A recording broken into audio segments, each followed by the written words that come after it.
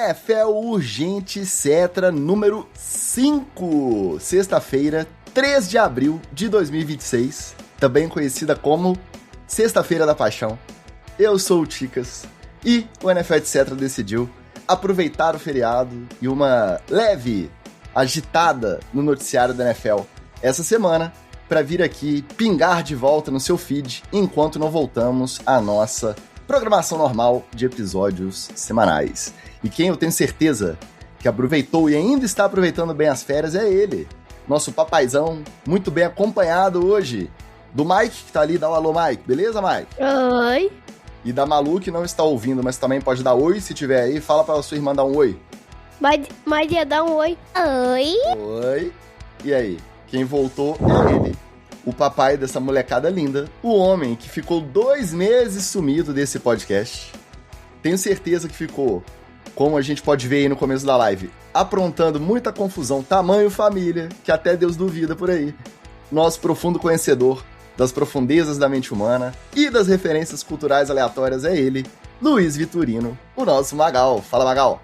Bem-vindo de volta. Fala pra gente, saudade é vontade de voltar? Sim ou não? Fala, meus amigos da NFL, etc. Depende do contexto, Ticas, depende do contexto. Às vezes saudade é só nostalgia. É só foi bom, mas ficou no passado. Não no caso do NFL, etc. Aqui eu estava com vontade, mas vamos combinar. Essa off-season demorou a engatar em termos de polêmicas, de confusões, né? Todo mundo ficou mais calminho, mais sossegado.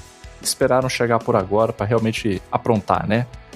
Em comparação a outros anos, obviamente. É isso aí. Falou em férias, falou em chinelinho, quem que aparece? Pois é, quem tá na live já percebeu. Hoje tem visita. Nosso Washington tá perguntando se discípulo de Renato Gaúcho já tomou conta aqui desse pardieiro. Nas férias é urgente etc. E vira bagunça mesmo, né? A gente tá aceitando aí qualquer um. Apesar de que também, esse aqui já veio tanto no NFL etc. que não é mais visita, vamos falar a verdade. Já tem o Uso Capião aqui, membro honorário do NFL etc. Direto do vice do Super Bowl. Do segundo diploma, meus parabéns. E dos ensinamentos dele, o Renato Gaúcho, o maior, o melhor, o mais lindo coach de futebol americano do Brasil, Rafael Negreiros, o nosso Batata. Batata, seja muito bem-vindo mais uma vez. Estava com um papo aí que chegou afiado, plena Sexta-feira da Paixão, espírito de Páscoa, e você nessa, afiadaço para fazer o NFL etc. É assim que o espírito da Páscoa chega aí em Brasília? Como é que é? Boa noite agora, né, meus amigos? Muito bom estar aqui com vocês. Afiado, cara. Afiado, tal qual um samurai fazendo sim com a espada. Estamos aqui. Não sei se perdoarei o Magal, embora tenha 2 crianças lindíssimas, porque eu não aguento mais ver criança. E aí, estou no feriado e não queria ver nenhuma criança. É o professor da galera. Eu preferia não ter visto nenhuma criança, mas tá tudo bem. Maicão e Malu aí, 2 pessoas maravilhosas. E vamos nessa, cara. Um pouquinho de saudade de gravar. Fico feliz de poder estar participando com vocês, né? Estamos, afinal de contas, numa sexta-feira. É um dia que nunca poderei gravar assim regularmente. Então, é bom que estamos no feriado e posso estar aqui mais uma vez com vocês. Muito bom, nós que agradecemos a presença. Agradecemos também a você que nos apoia financeiramente, mensalmente e ajuda este projeto a continuar existindo através do apoia.se/NFL etc. Entra lá, faixa Patrick Mahomes, R$15 mensais. Você será incluído no melhor grupo de NFL deste Brasil varonil, ou NFL etc. diretoria. Você ajuda este projeto contribuindo financeiramente. Por quê? Porque as despesas aumentaram. Programas que utilizamos que eram gratuitos agora não são mais. O dólar tá caro, então precisamos da sua contribuição para este projetinho continuar viável aqui, o NFL, etc. Se você não quiser se comprometer mensalmente, já sabe, preferindo aquela doação pontual, manda um Pixetra através da chave Pix nfletcetera.podcast@gmail.com. Manda uma pergunta ou comentário, se chegar durante a live, a gente lê aqui ao vivo, e assim você ajuda o Coelhinho a trazer mais chocolate pra gente neste domingo, né? Afinal, aqui só tem orgulho da Nutri. Bom, gente, etc, você já sabe, não tem mistério. Bora que hoje é tudo junto e misturado com o nosso Headlines.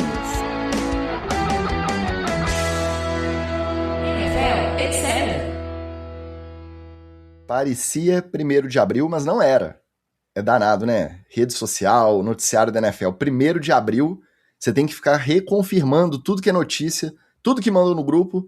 O NFL etc. diretoria, então, você que não tá lá, você perdeu. teve Justin Jefferson no Chiefs, teve Alvin Kamara no Patriots, teve de tudo, tá?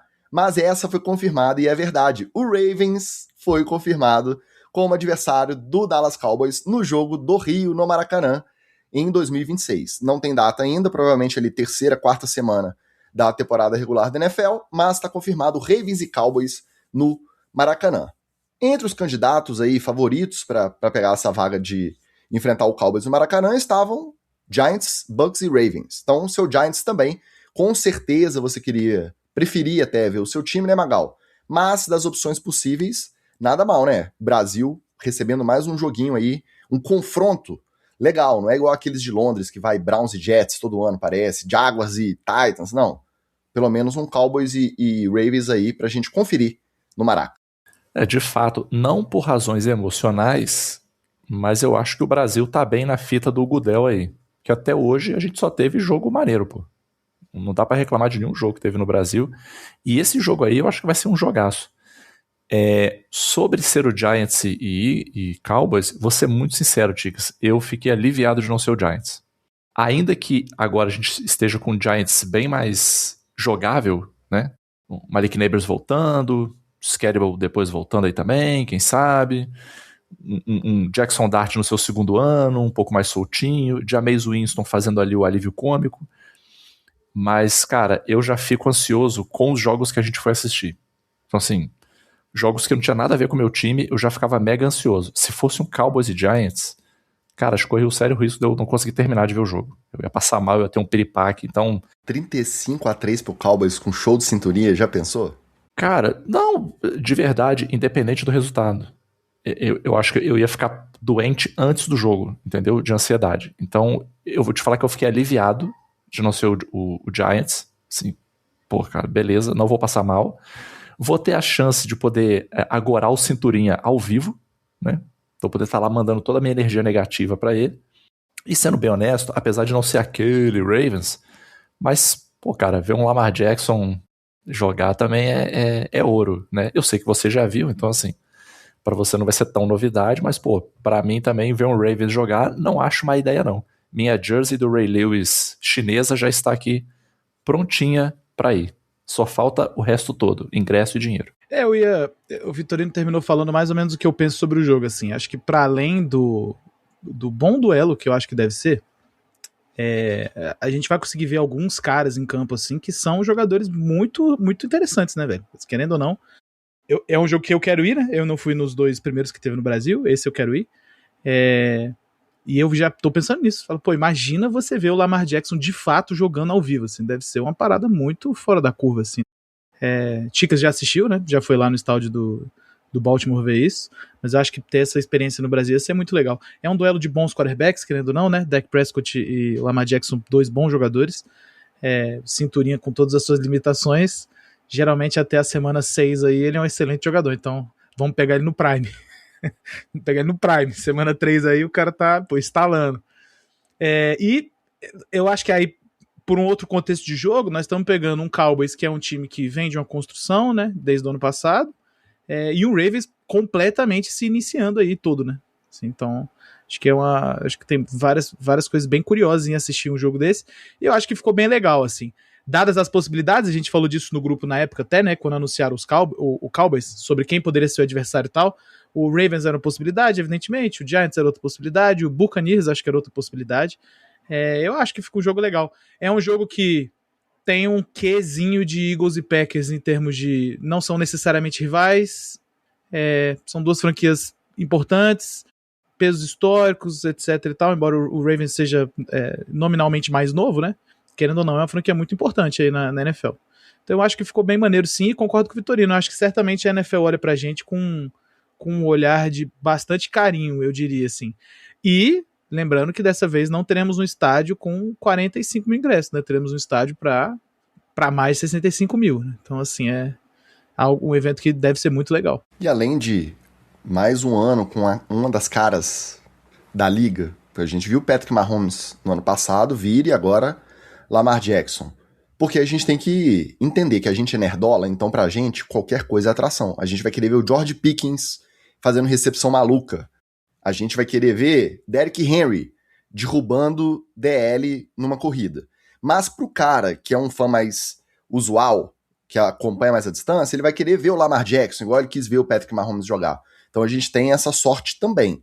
Lembrando que o confronto parece muito bom no papel, em pleno abril de 2026, né? Se for na semana 4, a gente tiver 3 semanas a serem jogadas aí, a gente não sabe como estarão, o que pode acontecer com o começo de temporada, tanto de Ravens, que é uma incógnita até maior esse ano, já que o técnico é completamente novo, quanto com o Cowboys. Mas no papel parece um confronto muito interessante dos outros aí internacionais que teremos. Qual que é o outro internacional muito interessante que mexeu até com a dinâmica do kickoff da temporada? Olha só, em homenagem ao nosso Rafael Viana, que já passou aqui mais cedo, mandando o seu alô, mandando o seu abraço, Ulisses Gomes também, João Henrique Caruso é o outro lado dessa moeda, o outro lado da torcida nesse confronto que vai bater lá na Austrália. Luana também tá feliz, minha companheira de Reves Flock, que o nosso Reivão vai chegar desembarcando no Maraca pra gente acompanhar. O kickoff da temporada 2026 vai ser numa quarta-feira. Isso mesmo, o Seahawks estreia, não tem adversário definido ainda, inclusive o Patriots é um dos adversários possíveis, porque tá na tabela, então já seria a reedição do Super Bowl. Não sei se eu gosto dessa ideia, não sei se é legal, mas a temporada começa na quarta, porque na quinta-feira, no horário que seria o horário normal do kickoff, nosso horário nobre aqui, o prime time americano, Rams e 49ers estarão jogando pela manhã Melbourne, na Austrália. Então, primeiro jogo da história da Liga na Austrália, numa sexta de manhã, horário local, para pegar o horário do prime time do kickoff, que seria kickoff, na verdade, do Thursday Night Football na quinta. E com isso, o Seahawks estreia na temporada na quarta-feira. Ou seja, a NFL vai dar o jeito que precisar para poder expandir, trazer mais gente, ganhar mais dinheiro, inclusive mudando o dia do kickoff. Você não concorda muito também com a ideia do Patriots já estrear com o Seahawks, não, né, Batata? Não, estou traumatizado ainda. Mas eu vou argumentar o seguinte, eu acho que eu vi essa conversa, né? E eu lembro que um outro ano que rolou que o jogo de estreia da temporada foi igual ao do Super Bowl, foi logo depois do Super Bowl entre Panthers e Broncos. E aí o jogo de abertura do outro ano foi Panthers e Broncos. E foi um jogo muito ruim. Aí eu fiquei sempre com essa parada, assim, do tipo, pô, não é muito bom se isso acontecer. E é só isso, é mais um dado estatístico tirado daquele lugar que vocês já sabem. Isso dito, eu preferia não começar o ano pegando Seahawks, acho que por evidência. Né? Até porque, vamos combinar o seguinte, eu particularmente não gosto, sou meio supersticioso com essas coisas de o primeiro jogo da temporada, a abertura, eu acho que tem uma camada extra de mística que eu não curto, se fosse com o meu time, né, me botando aqui na posição do Batata. Não acho assim que nesse caso a gente tenha um derrotado de Super Bowl realmente assim, nossa, tipo um Kansas City Chiefs, entendeu? Quando perdeu um Super Bowl. Não, acho que é aquilo que a gente já comentou outras vezes. Foi um resultado esperado, a responsabilidade de ganhar era do Seahawks, o Seahawks ganhou, e é isso aí. Mas eu acho que tem uma camada extra assim, porque invariavelmente o jogador fica, tá, e se de repente a gente chega e ganha esse jogo? A gente vai lá e ganha do Seahawks. E aí? Pô, não ia ser bom? Pô, ia. Pô, e se a gente perder pior ainda? Como é que a gente começa a temporada assim, perdemos dos caras no Super Bowl, perdemos agora nessa temporada? Sabe? Então tem um excesso de magia aí no ar que eu, particularmente, se tivesse no lugar de um dos dois times, mais especificamente no caso do Patriots, eu preferia evitar. Mas o Roger Goodell tá cagando pra isso, né? Então ele vai pensar no que for dar mais audiência aí. E aí, ao contrário do que a gente tava falando das possibilidades do Cowboys enfrentar aqui, por conta de tabela mesmo e dos outros confrontos, o Seahawks ainda tem várias outras opções assim interessantes para começar a temporada. Né? Agora não tem mais os rivais Rams e 49ers, porque estarão em Melbourne, na Austrália, em outro fuso horário, estarão no futuro, porém tem outras opções interessantes aí para fazer este kickoff. Inclusive o Chiefs está na tabela do Seahawks esse ano. Seahawks e Patriots, que coincidentemente foram anunciados como as próximas duas atrações do nosso queridíssimo e glorioso Hard Knocks do Training Camp, o Hard Knocks tradicional, aquelas 5 semaninhas ali antes de começar a temporada, vendo os cortes da galera, o roster diminuindo, aquelas tretas de sempre. Pela primeira vez desde que começou a série, a NFL anunciou os próximos 2, e anunciou até cedo. Geralmente eles esperavam até maio, junho para anunciar qual seria o time acompanhado aí pela equipe da HBO, e esse ano tá confirmado já Seahawks, 2 times que nunca foram, tá? Nunca participaram da série. Seahawks já como atual campeão, então interessante ter caído essa trava. Antigamente não podia um time que chegou no playoff ser filmado pelo Hard Knocks no ano seguinte. Agora pode, inclusive, o campeão, que foi o Seahawks esse ano, e ano que vem o Patriots, que enquanto tinha Belichick por lá, nunca topou participar do Hard Knocks, agora tá lá. E também porque chegava em playoff direto, então a trava também já não deixava. E quando não chegou, provavelmente deve ter tido algum contato e o Belichick barrou. Então, Batatão vai ver o seu time no Hard Knocks com todas aquelas pataquadas que a gente gosta de assistir pra vir falar mal de coach, tá? E a gente te chama pra defender a sua classe. Deixa eu dar mais um alô aqui. Não tem mais alô pra dar. Outra notícia fresquinha da semana. Kirk Cousins não está mais desempregado. Contratado pelo Las Vegas Raiders para mentorar o provável draft do primeiro pick, Fernando Mendonça. Então, alguns insiders postaram aquele postzinho de insider de Twitter, que a gente adora, né? 5 anos, 172 milhões de dólares o contrato do Cousins. Só que, na verdade, 1 ano, 20 milhões de dólares garantidos, tem mais 10 milhões de bônus em 2027, que ele ganha garantido, sendo cortado ou não. Então, o contrato é basicamente 30 milhões para jogar pelo menos 1 ano. Se jogar o segundo, ganha mais um salário também. Se for cortado, não machuca ninguém. 10 milhões aí no cap e acabou. Então, Batata, nosso especialista de quarterbacks aqui da NFL, etc.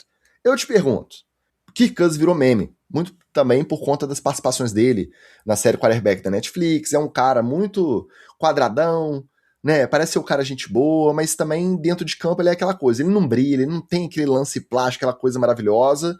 Mas eu acho que ele também não deixa muito a desejar. Quando ele tá saudável, quando ele tá protegido, ele consegue virar uma bolinha bacana. Eu acho ele meio subestimado, só que a narrativa geral, depois que ele virou meme, é que ele é um merda. Você acha ele subestimado? Você acha que ele é um cara útil e que vai ser bom pro Fernando Mendonça, draftado lá na primeira pick, ter o Kirk Cousins como mentor ali em Las Vegas, sim ou não? Cara, eu tenho muitos sentimentos mistos com relação ao Kirk Cousins, né? Eu entendo um pouco o que a galera pensa dele, tem a ver com a série, tem a ver com essa questão do meme, tem a ver com o fato de que o lance mais marcante da vida dele foi gritar com alguém dentro do vestiário, Will You Like That, né? Assim, é complicado quando você é um jogador que seu lance mais marcante é falar alguma coisa, né? Mas ele é um cara que, assim, eu acho que o maior problema que a galera tem com o Kirk Cousins, desde que ele entrou no Vikings em particular, foi que ele, na época, recebeu um contrato de 80 milhões garantidos, que era uma coisa que não tinha acontecido ainda. E aí ele tomou um calor desde aquele momento muito grande, né? Razoável, né? De fato, era muito dinheiro para o momento. Hoje, 80 milhões garantidos para quarterback, pelo que nós estamos entendendo, é nada. Mas naquela época era, de fato, muito dinheiro. Eu concordo um pouco com você, eu acho ele subestimado. Ele é um quarterback que ele é feito numa escola mais antiga um pouco, né? Então eu acho que se ele pegar esses ataques de coordenador ofensivo muito novo, ele pode apanhar um pouco para falar. Kirk Cousins tem um corte dele aí, não muito antigo, dele explicando alguma coisa numa coletiva de imprensa sobre isso, né? Tipo, como que o futebol americano mudou. E aí você vê como o cara ele veio de uma parada completamente diferente do que se roda hoje, entende? Eu acho que ele tem como dar certo, assim. A questão do valor de contrato dele é alto, porque todo mundo que entrou no Raiders vai escalpelar o Raiders mesmo, né? Tem muito cap e o time é ruim, ou seja, não tem, a negociação é essa, né? Não tem muito pra onde escapar. E eu acho que, sem dúvida nenhuma, ele é um bom quarterback, assim, no primeiro momento, caso o Fernando Mendonça não esteja pronto, né? Aí a gente entra nesse outro aspecto, que é, bom, o Raiders vai pegar o Fernando Mendonça, tudo bem. E aí? Porque ele pode evoluir de duas formas. Ele pode passar por um processo de Patrick Mahomes, de segurar um ano no banco, chegar no ano que vem e jogar uma bola legal, conforme os treinos vão acontecendo, ele vai ter oportunidade de pré-temporada, vai pegando um joguinho ali, uma partidinha no final do jogo, outra ali e tal, beleza? Aí os coaches vão fazendo a avaliação, ano que vem ele starta, é possível? É possível. Eu acho que inclusive é um desfecho razoável agora que eles fecharam o Kirk Cousins. A outra coisa deixa o Kirk Cousins de fato no banco, agora para ele ganhar 20 milhões no ano, improvável, a gente também tem que considerar isso aí, mas deixa o Kirk Cousins no banco e bota o moleque pra jogar.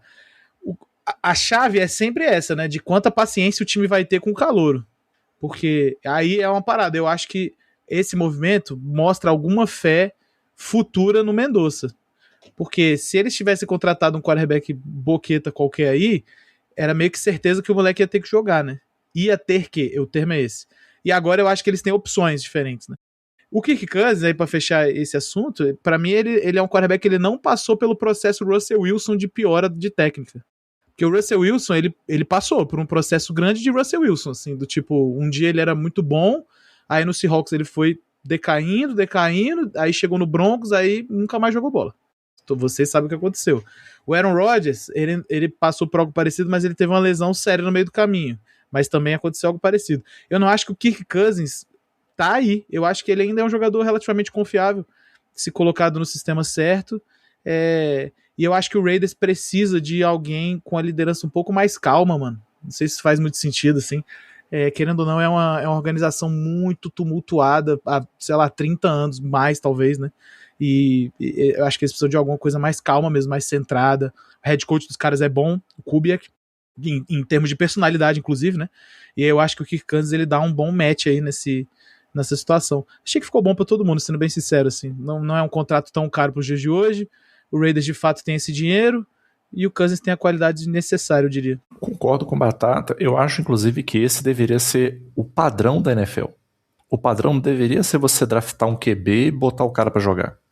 O padrão deveria ser, se você tá numa situação em que você vai precisar draftar um QB, você tá sem QB, você deveria ver quem é o cara que tá no mercado e que já tá decaindo, trazer esse cara para esse cara ser o mentor do seu QB que vai chegar.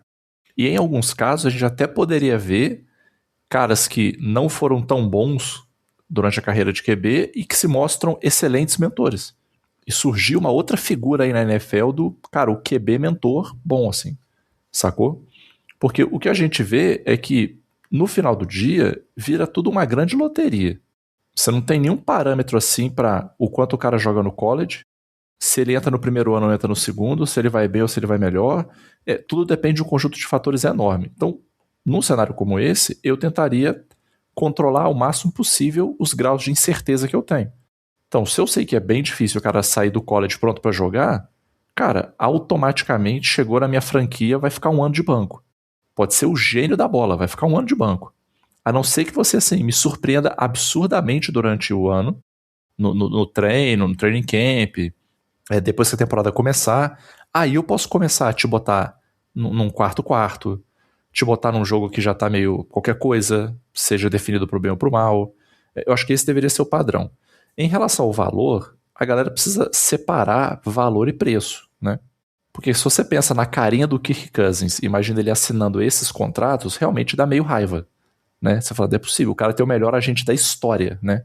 Aonde ele vai, ele arranca grana dos outros. Na carreira inteira, o Kirk Cousins é top de ganhos, de salário. Tudo bem, a carreira também que já é longeva, né? Foi draftado em 2012.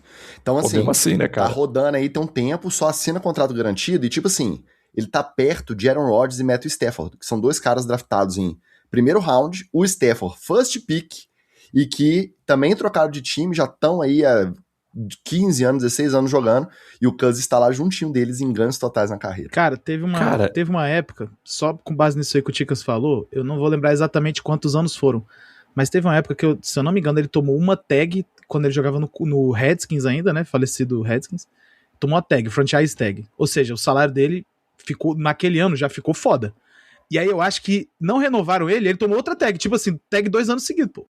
Aí ele saiu pro Vikings e ganhou esse contrato aí que eu falei pra vocês, né, de 80 milhões garantidos. Aí ele renovou um contrato, tipo assim, caralho, realmente é muito dinheiro, mano. É um pouco, assim, é foda, porque ele não é ruim, mas é de fato um pouco inexplicável se você considerar o resto, né? E aí o problema é esse, uma coisa é o valor do cara, o valor intrínseco dele. Outra coisa é o preço. E o preço depende de um monte de outras coisas. Depende do time que você vai. E aí, de fato, assim, ninguém vai pro Raiders pra ganhar merreca. Assim, já que eu vou pra franquia merda, eu quero ganhar bem, pelo menos. E eu tava pensando sobre isso hoje. Cara, de todos os QBs que tem aí, se você pudesse escolher assim, eu gostaria de ser o QB tal. Cara, o Kirk Cousins é um dos caras que eu gostaria de ser. Pensando bem. Porque ele nunca teve lesões muito sérias, assim, de vão prejudicar a velhice dele. Ele passou por bastante time e ele fez uma grana absurda, pô. Absurda. Ele fez uma grana absurda. Então, se ele resolver aposentar daqui a 2, 3 anos, ele tá super inteiro. Ele pode falar com certo orgulho que ele teve alguns bons períodos e alguns bons jogos. E ele tá com o rabo cheio de dinheiro, pô. E aí? Quem quiser reclamar dele, reclama trabalhando, entendeu? Reclama ganhando aí o que a gente ganha. Será que o Aquiles costurado não atrapalha a velhice, não? Não, né? Depois que eu descobri que tem velho que lesiona LCA e não opera, fica com LCA rompido mesmo. Tem velho que... Eu acho que o Aquilesinho é tranquilo. Tem velho que troca o quadril e tá correndo, gente. Isso aí é, loucura. Quando a gente vê as fotinhas, uma do lado da outra, assim, Kirk Cousins e Fernando Mendonça, parece que é também um par aí que foi unido pelo destino. Porque o Mendonça, ele é basicamente, fisicamente, um Kirk Cousins um pouco mais alto, mais forte, né? E mais jovem. Porque tem muito a ver ali o estilão, né? O quarterback protótipo, brancão, redneck americano ali. E no discurso, eu não acompanho o colo o suficiente, mas assim, algumas referências agora que tá chegando perto do draft, a gente vai pegando. Então, assim, parece que é um cara que tem um discurso até parecido com o Kirk Cousins, aquele motivacional, aquele religioso ali, é sempre Deus em primeiro lugar, family, football e God, né? Tem um lema aí que essa galera conservadora do futebol americano usa, é a cara do Kirk Cousins e a cara do Mendonça. Então, pensando nisso, é até bom, porque os dois em Las Vegas, o pecado tá à espreita, né? A cidade do pecado tá ali, ó, a um quarteirão de distância. Então, vamos deixar o menino ali, ter um mentor aí no mesmo perfil. Eu acho que é muito óbvio, a gente já discutiu várias vezes aqui, que é muito mais fácil o veterano começar. Chegou semana 7, 8, já tá aquele retrospecto aí com 1, 2 vitórias. Senta o veterano, traz o calouro e aí ele pega a cancha, do que o contrário. O calouro começa, aí não vai legal, aí o vestiário faz uma pressão, porque os caras estão lá jogando por um contrato, jogando pelo próximo contrato.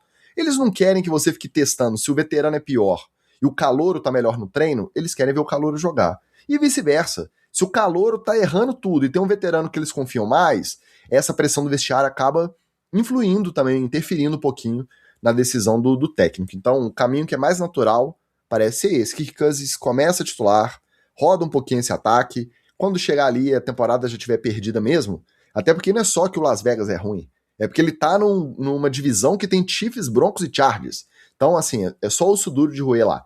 Então, deixa ele começar. Quando chegar no meio da temporada, troca. Deixa o Mendonça pegar uma cancha. Ano que vem é outra história. Mendonça neles.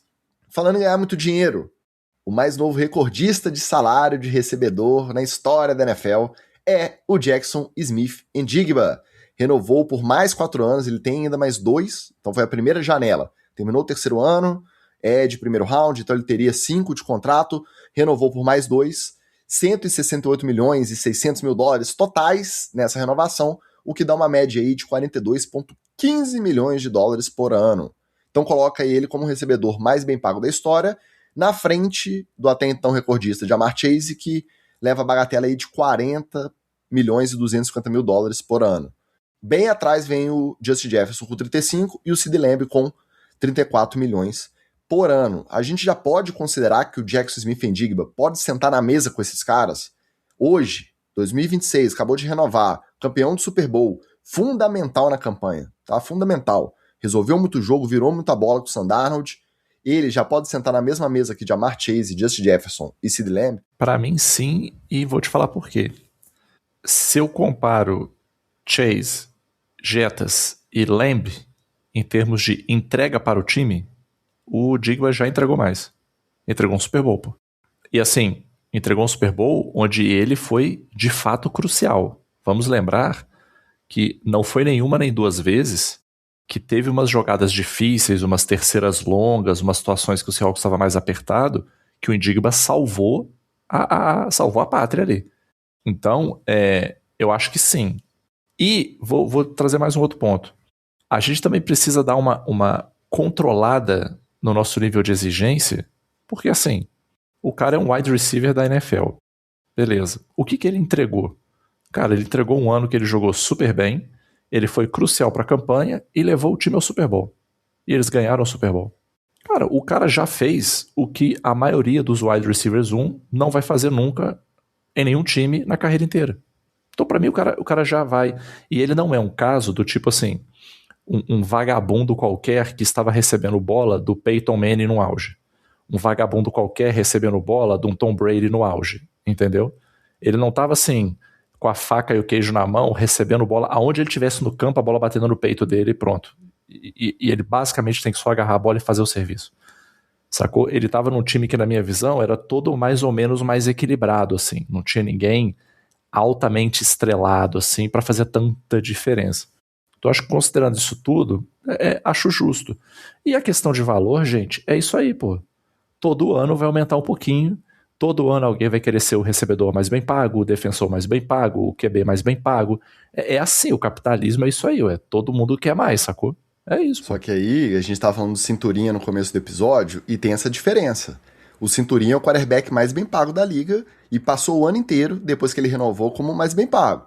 E eu acho que é bem claro, por melhor que ele seja, que ele não senta na mesa de Patrick Mahomes, Josh Allen, Lamar Jackson, e Porque por aí nunca vai. entregou nada, né? O que Mas ele o entregou? Jackson Smith-Njigba, eu acho ok ele já sentar na mesma mesa que os que já vieram desde sempre, desde draftados, considerados os tops da posição aí.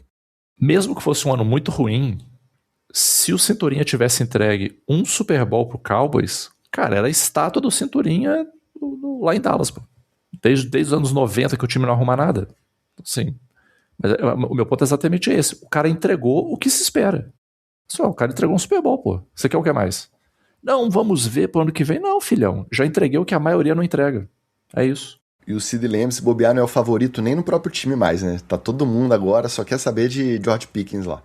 Eu acho que eu vou trazer outra perspectiva aqui, que é o seguinte, eu por acaso tava procurando quando que o Jettas e o Lamb assinaram o contrato. Os dois assinaram o contrato em 24, renovação, né?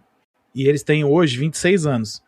Então eles vão renovar mais ou menos com 27, 28 anos. Então eles só têm mais um, a princípio, né? Eles só têm mais um bom contrato. Depois disso, uma coisa que acontece na NFL os caras vão fazendo 30, 32 anos, recebedor em particular, né? O contrato vai dando uma caída. Tem posição que não, tem posição que é o contrário. Por exemplo, o OL vai ficando mais velho, os contratos não necessariamente caem, mas é porque, como diz um ex-OL que eu acompanho de vez em quando, você só começa a entender o jogo depois de uns 10 anos jogando. Então, tipo assim, os caras, de fato, eles vão ficando bom pro final da carreira, né? Aí vira uma batalha entre ficar bom e conseguir jogar, né? Porque você vai ficando também zoado fisicamente. Mas beleza. Isso quer dizer que em 1 ou 2 anos, tanto o Justin Jefferson quanto o Sid Lamb terão que ser renovados. Vamos dizer que o Sid Lamb vai ser trocado porque o Cowboys agora de fato ama o George Pickens. Beleza, mas ele vai ser trocado e alguém vai ter que pagar o salário dele de renovação, igual sempre acontece. E aí eles inevitavelmente vão subir para mais do que 42, creio eu, que eles ainda vão ter idade para isso, né? Até uns 28 anos isso deve rolar. A questão do valor não me incomoda muito e eu concordo um pouco com o que o Vivi falou sobre essa questão do título, né? E, querendo ou não, o JSN tem 2, 3 anos de carreira, 3 anos, né? Porque já tá recebendo renovação. E aí, querendo ou não, cara, ele é muito bom, ele contribui o suficiente, ele é um verdadeiro wide 1, ele ganha título e tem muito mais o que acrescentar, né? Sim. Ainda mais se você considerar, aí a gente pega um panorama histórico Seattle Seahawks, né? Por exemplo, a primeira corrida de Super Bowl do Seahawks, que foi com o Russell Wilson, que eles foram final de conferência, Super Bowl, ganharam um Super Bowl nessa sequência aí, né? Eles não tinham nenhum wide muito bom ali. Sei lá, o melhor wide ali era o Doug Baldwin, que tecnicamente era ok, tá ligado? Tipo assim, pra ser generoso com o cara. Aí, historicamente, o Seahawks nunca teve esses caras muito foda. Teve o Steve Largent, que é Hall da Fama há muitos anos, e agora esse moleque aí que nesse ritmo vai ser Hall da Fama em breve também, né? Assim, acho que não escapa disso, não. Ele, de fato, é muito bom, né? Então é o dinheiro que acho que é merecido. Não vai ser o mais bem pago por muito tempo, creio eu. Acho que é isso aí mesmo. 1 ano, 2 anos, alguém já passa ele. E é o que o Vitorino falou, né? Assim, quando você vai negociar, especialmente quando o cara tem essa parada, assim, de ter sido um cara foda naquele ano. Ele vai virar e falar assim, você quer que eu renove? Eu renovo, só que eu quero ser o mais bem pago da liga. Beleza. Se o time quiser o cara mesmo lá, ele vai renovar e acabou, né? Não chega a ter muito mistério. E aí, invariavelmente, isso vai acontecer com jogadores inacreditáveis, vez ou outra, né? Porque o time gosta do cara. O cara quer renovar. Só que aí, pra renovar, tem que pagar quanto o cara quer. O agente faz aquele jogo, tal. É o papo do sai de casa o otário e o malandro, né? Não que seja esse o caso, né? Ninguém é nem otário nem malandro nessa história do Seahawks. Acho que todo mundo saiu bem aí. Mas, vez ou outra, vai acontecer, né? Que talvez seja um pouco o caso do Dak Prescott. E vai acontecer em outras posições também. Acho que é isso. Eu imagino o John Schneider, o GM do Seahawks, assinando esse contratinho junto do Jackson Smith-Njigba, com um sorrisinho de canto de boca, pensando, draftei, eu já tinha o DK Metcalf, primeiro ano desse menino, Ele sofreu um pouquinho, tanto que ninguém lembrava de Jackson Smith-Njigba no primeiro ano dele, um brilhareco aqui, outro ali, e o DK Metcalf comandando todas as ações lá em Seattle, com Gene Smith.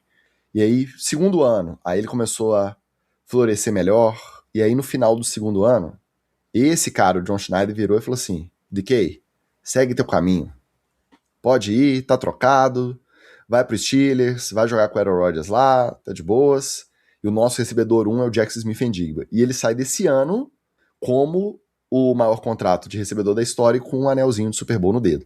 Então, pro GM, um ano depois, deve dar uma satisfação cara ter tomado, porque a chance, ele toma 300 decisões dessa a cada temporada. E a maioria, obviamente, estatisticamente, ruim. Só que quando ele acerta uma dessa, porra, deve ser bom pra caramba. E é o mesmo GM, né? Um GM que foi campeão 2 vezes com o mesmo time, com 2 times completamente diferentes, 2 operações, 2 técnicos, então ele tem isso no currículo também. Bom GM, senhor John Schneider. E merecido o nosso GSM. Quem estava na disputa aí, por um contratinho que podia ser o maior da história, estava cogitado até bem pouco tempo atrás, como um contrato provavelmente até maior que o Jackson Smith-Njigba, porque é da mesma turma, mas parece que não vai rolar, porque ele não consegue ficar na dele, ele não consegue parar de fazer merda. Nosso Puka Nacua adentrou a rehab, isso mesmo, ele foi internado numa clínica de reabilitação, porque a gente viu aquelas tretinhas lá durante a temporada, comemoração antissemita, porque os caras do streaming lá sugestionaram e ele não sabia o que significava, falou besteira de árbitro. Ah não, pô, às vezes o cara deu mole ali, né, não tava bem assessorado, mas não vai passar disso. Aí chega as férias, ele simplesmente lasca o dente, desce a mordida no ombro de uma mulher na festa de Réveillon, e essa mulher o processou, tem foto, tá? Olha o site de fofoca aí, tem a foto do raio-x, sei lá, ressonância que ela tirou com a marca. É a dentição completa, tá? Não é uma mordida assim só pra tirar a lasca, não. Tem a arcada dentária inteira do Puka Nacua no ombro da menina que o processou. E além disso, foi visto publicamente embriagado, fez mais declaração antissemita, então tá o combo total da lenha nessa off-season. O novo Antônio Brown parece mesmo, e ele tá na mesma janela de renovação que o Jackson Smith-Njigba. Então, o Rams parou e falou assim, não preciso tomar essa decisão agora. Deixa ele ir pra clínica, vamos ver se recupera, vamos ver que jogador ele volta. Como vai ser essa temporada, ele tá indo pro 4º ano ainda, tem contrato de calouro, eu acredito que aí não tem agente, Magal, que vai sentar com o GM do Rams e vai falar assim, renova meu jogador, porque ele é um dos melhores da liga e ele é muito importante pro seu time. Com esse extracampo, não tem jeito, né? Pois é, eu vou ter que fazer uma defesa breve aqui do meu querido Puka Nacua. Pois e é. Nunca lascou o dente no ombro de uma mulher desconhecida na Não, é isso não, que você vai falar? Não é isso. Não, olha o Ticas querendo ver. Ô, Ticas, eu já tenho meus haters já no TikTok, eu não preciso de haters novos, tá? Não, porque só pela sua introdução eu fiquei preocupado. Não, calma que eu vou chegar lá. Aproveitando que eu retornei, né, depois de meses afastado, graças às garras vorazes do capitalismo selvagem, eu senti que o programa perdeu um pouco de cultura, vamos ser sinceros aqui, né? Baixou um pouco assim o nível. Então eu preciso puxar né, esse nível pra cima de novo. Aí eu vou puxar aqui, Ticas, o momento Telecurso 2000, trazendo simplesmente um dos maiores sociólogos que existe, Pierre Bourdieu. Se liga nessa pedrada aqui. O Pierre Bourdieu, ele tem uma das grandes teorias dele, é o que ele chama de hábitos, né? Qual que é o detalhe? Quando o cara vem de um cenário de escassez, para você que não está assistindo pelo YouTube, está só ouvindo agora, você está perdendo a pose de intelectual que eu estou fazendo nesse momento, tá? Bom, então o hábitos do Pierre Bourdieu, ele vai dizer o seguinte, quando o cara cresce num contexto assim, de escassez, ele vai desenvolver umas formas específicas de pensar, de decidir e de agir, que geralmente é focar no curto prazo, porque ele nunca sabe o que vai acontecer no futuro. Ele costuma ter baixa confiança em instituições, né? Então ele não confia no governo, ele não confia na polícia, ele não confia em nenhuma grande instituição, porque ele está sempre na merda, né? E não tem nenhuma instituição que vai lá e ajuda ele. E as estratégias dele, em geral, são estratégias de sobrevivência imediata. Então é muito pensamento de curto prazo, é pensamento de vou resolver aqui e o futuro que se lasque, eu preciso aproveitar agora e depois, porque depois eu não sei. Então o cara fica muito focado assim no curto prazo. Aí qual que é o problema? Você pega um cara desse e você começa a dar grana, fama, e o cara vai tendo menos limites. Então ele começa a ter mais poder e tem menos limites. Por quê? Você poderia ganhar uma certa grana, que é o que acontece com quase todo mundo. Você melhora um pouco de vida, mas você continua tendo limites. Você não fura na frente no avião, você não entra na balada antes de todo mundo, você não tem nenhum tipo de privilégio. Você tá ganhando um pouco mais, você começa a conviver com a galera daquele nível que ganha um pouco mais, mas você ainda tem todos os limites que essa galera toda também tem. No caso do jogador de futebol, do atleta que fica famoso, não tem esses limites. Então o cara começa a entrar num funcionamento que ele simplesmente nunca se acostumou, ele nunca teve. Então ele não sabe como é que lida com tanto dinheiro, com tanta fama, com tanto poder, porque tem uma questão de poder também, né? Aí você imagina quantas vezes na nossa vida aqui, né, nós que somos pessoas mundanas, quantas vezes o mundo não disse não pra gente. Ah, eu quero descansar agora. Não, tem que levantar pra trabalhar. Ah, eu queria ficar com aquela menina ali. Não, você é feio. Então todos esses nãos da vida vão ensinando a gente o quê? Que eu preciso me controlar, que eu não posso tudo, que tem coisa que eu tenho que esperar, que tem coisa que eu tenho que me esforçar pra conseguir. E o cara não tem esse aprendizado, porque ele começa a ficar muito famoso muito cedo. Porque não é que esses caras ficam famosos na NFL. O cara já começa a ser meio famosinho ali no high school. Então ainda que ele não tenha grana, mas ele já começa a ter um certo nível de poder. Aí ele vai pro college, começa a ficar famoso, ele ainda não tem tanta grana, mas ele já começa a ter um certo nível de poder. Ele já começa a achar que ele não segue as mesmas regras que todo mundo. Até localmente ali ele fica muito reconhecido, né? Pode não ser nacionalmente, mas no local, seja na faculdade, no colégio, no high school, ele vira o cara já naquela micro-região ali. Exato. E vamos combinar, o Puka não é um cara feio também, né? Ele já tem uma lata agradável de saída. Então, o que eu vejo no caso dele, eu acho, Tica, você fez uma cara aqui de desânimo, talvez a gente tenha gostos diferentes pra homem. Não, e tá tudo bem. Mas assim, eu acho o Puka um cara bem apessoado. Não entra não. Eu acho. Depois eu quero ouvir quem que você acha que é um jogador bonito, tá? Eu acho que o Beckham Jr. O Ticas já gosta de um perfilzão mais alterno, assim. Maneiro, Ticas.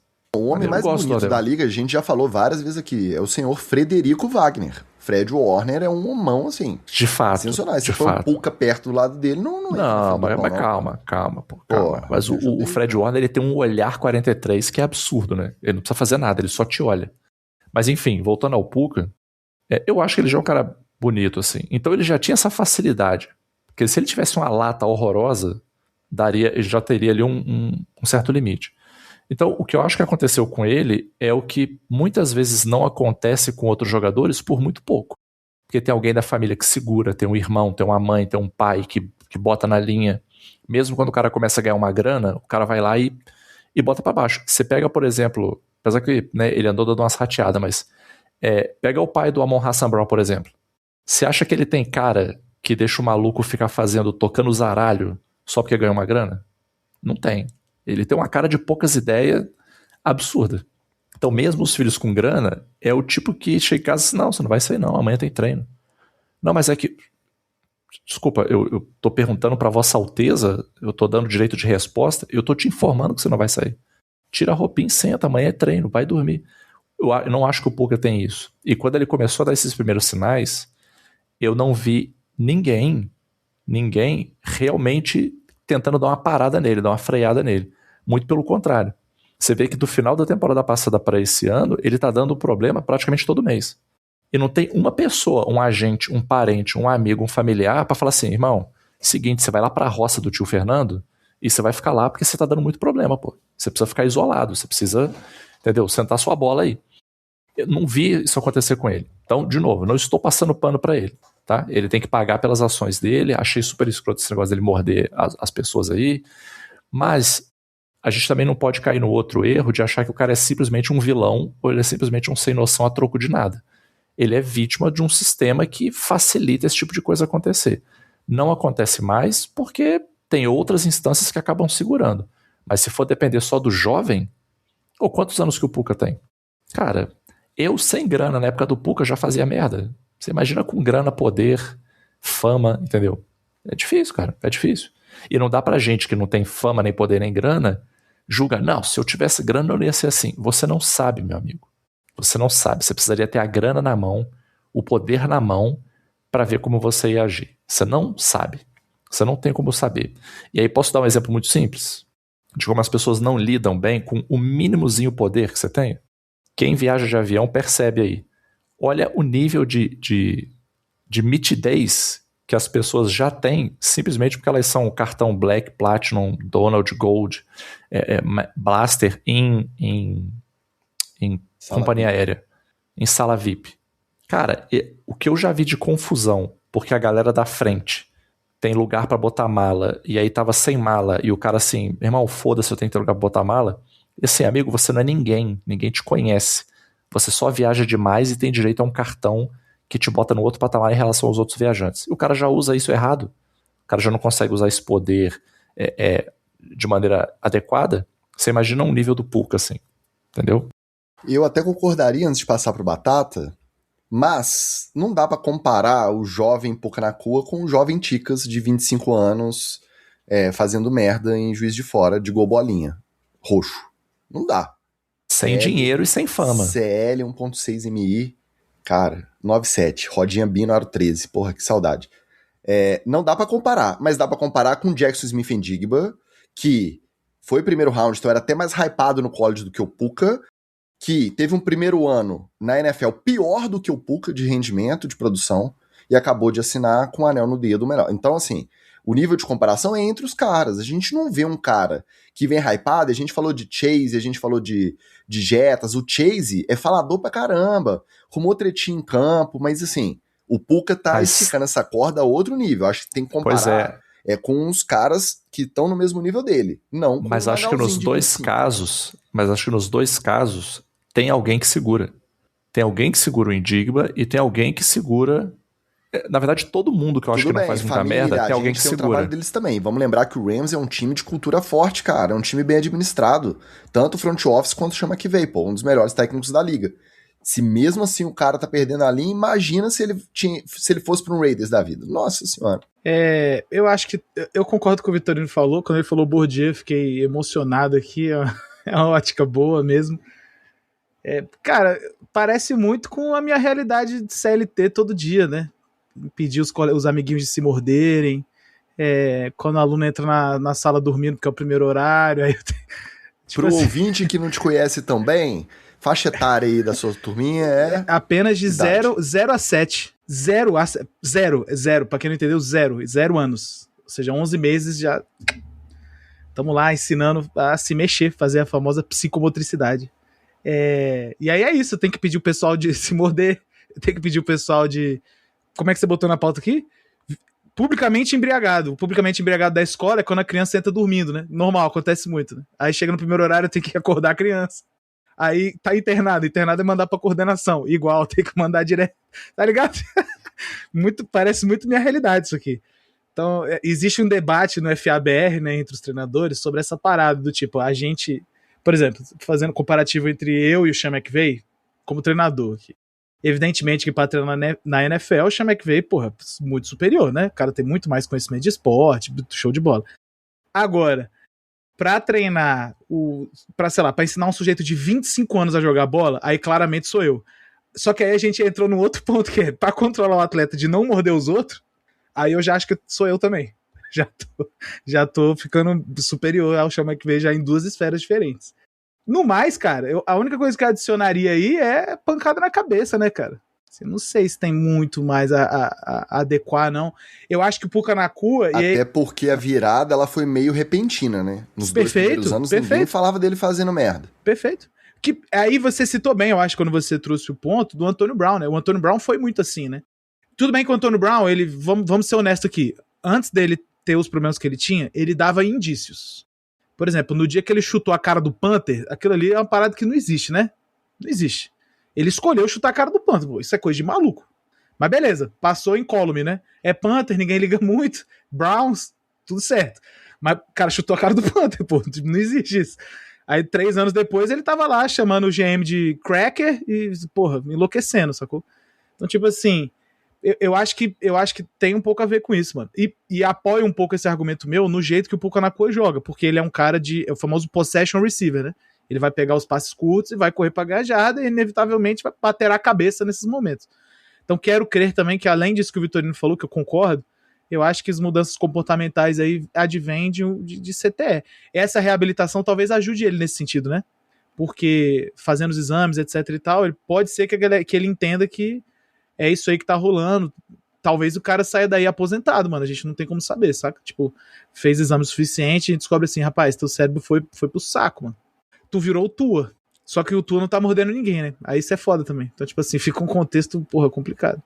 Mas é isso, assim, eu concordo bem com o Vivi, eu adicionaria só essa questão aí dos contatos na cabeça. E uma conta muito difícil pro GM fazer na hora de assinar essa renovação, né? Contando que vá tudo bem na reabilitação, ele volte, produza igual ele tem o costume de produzir, mantenha o status de wide receiver 1 do Rams ali, pegando bola de tudo que é jeito, fazendo a diferença, jogo de 200 jardas do escambau, e aí você fica sempre à espreita de quando que esse caldo pode tornar de novo. Vai assinar por quanto? Pô, complicado, hein? Aí o do Seahawks dá outro sorrisinho quando ele se coloca no lugar do rival de divisão dele, tendo que assinar o Puka Nacua, né? Vamos torcer, cara. Não parece ser um moleque mau caráter ainda, né? Acho que ainda a gente pode dizer que não parece.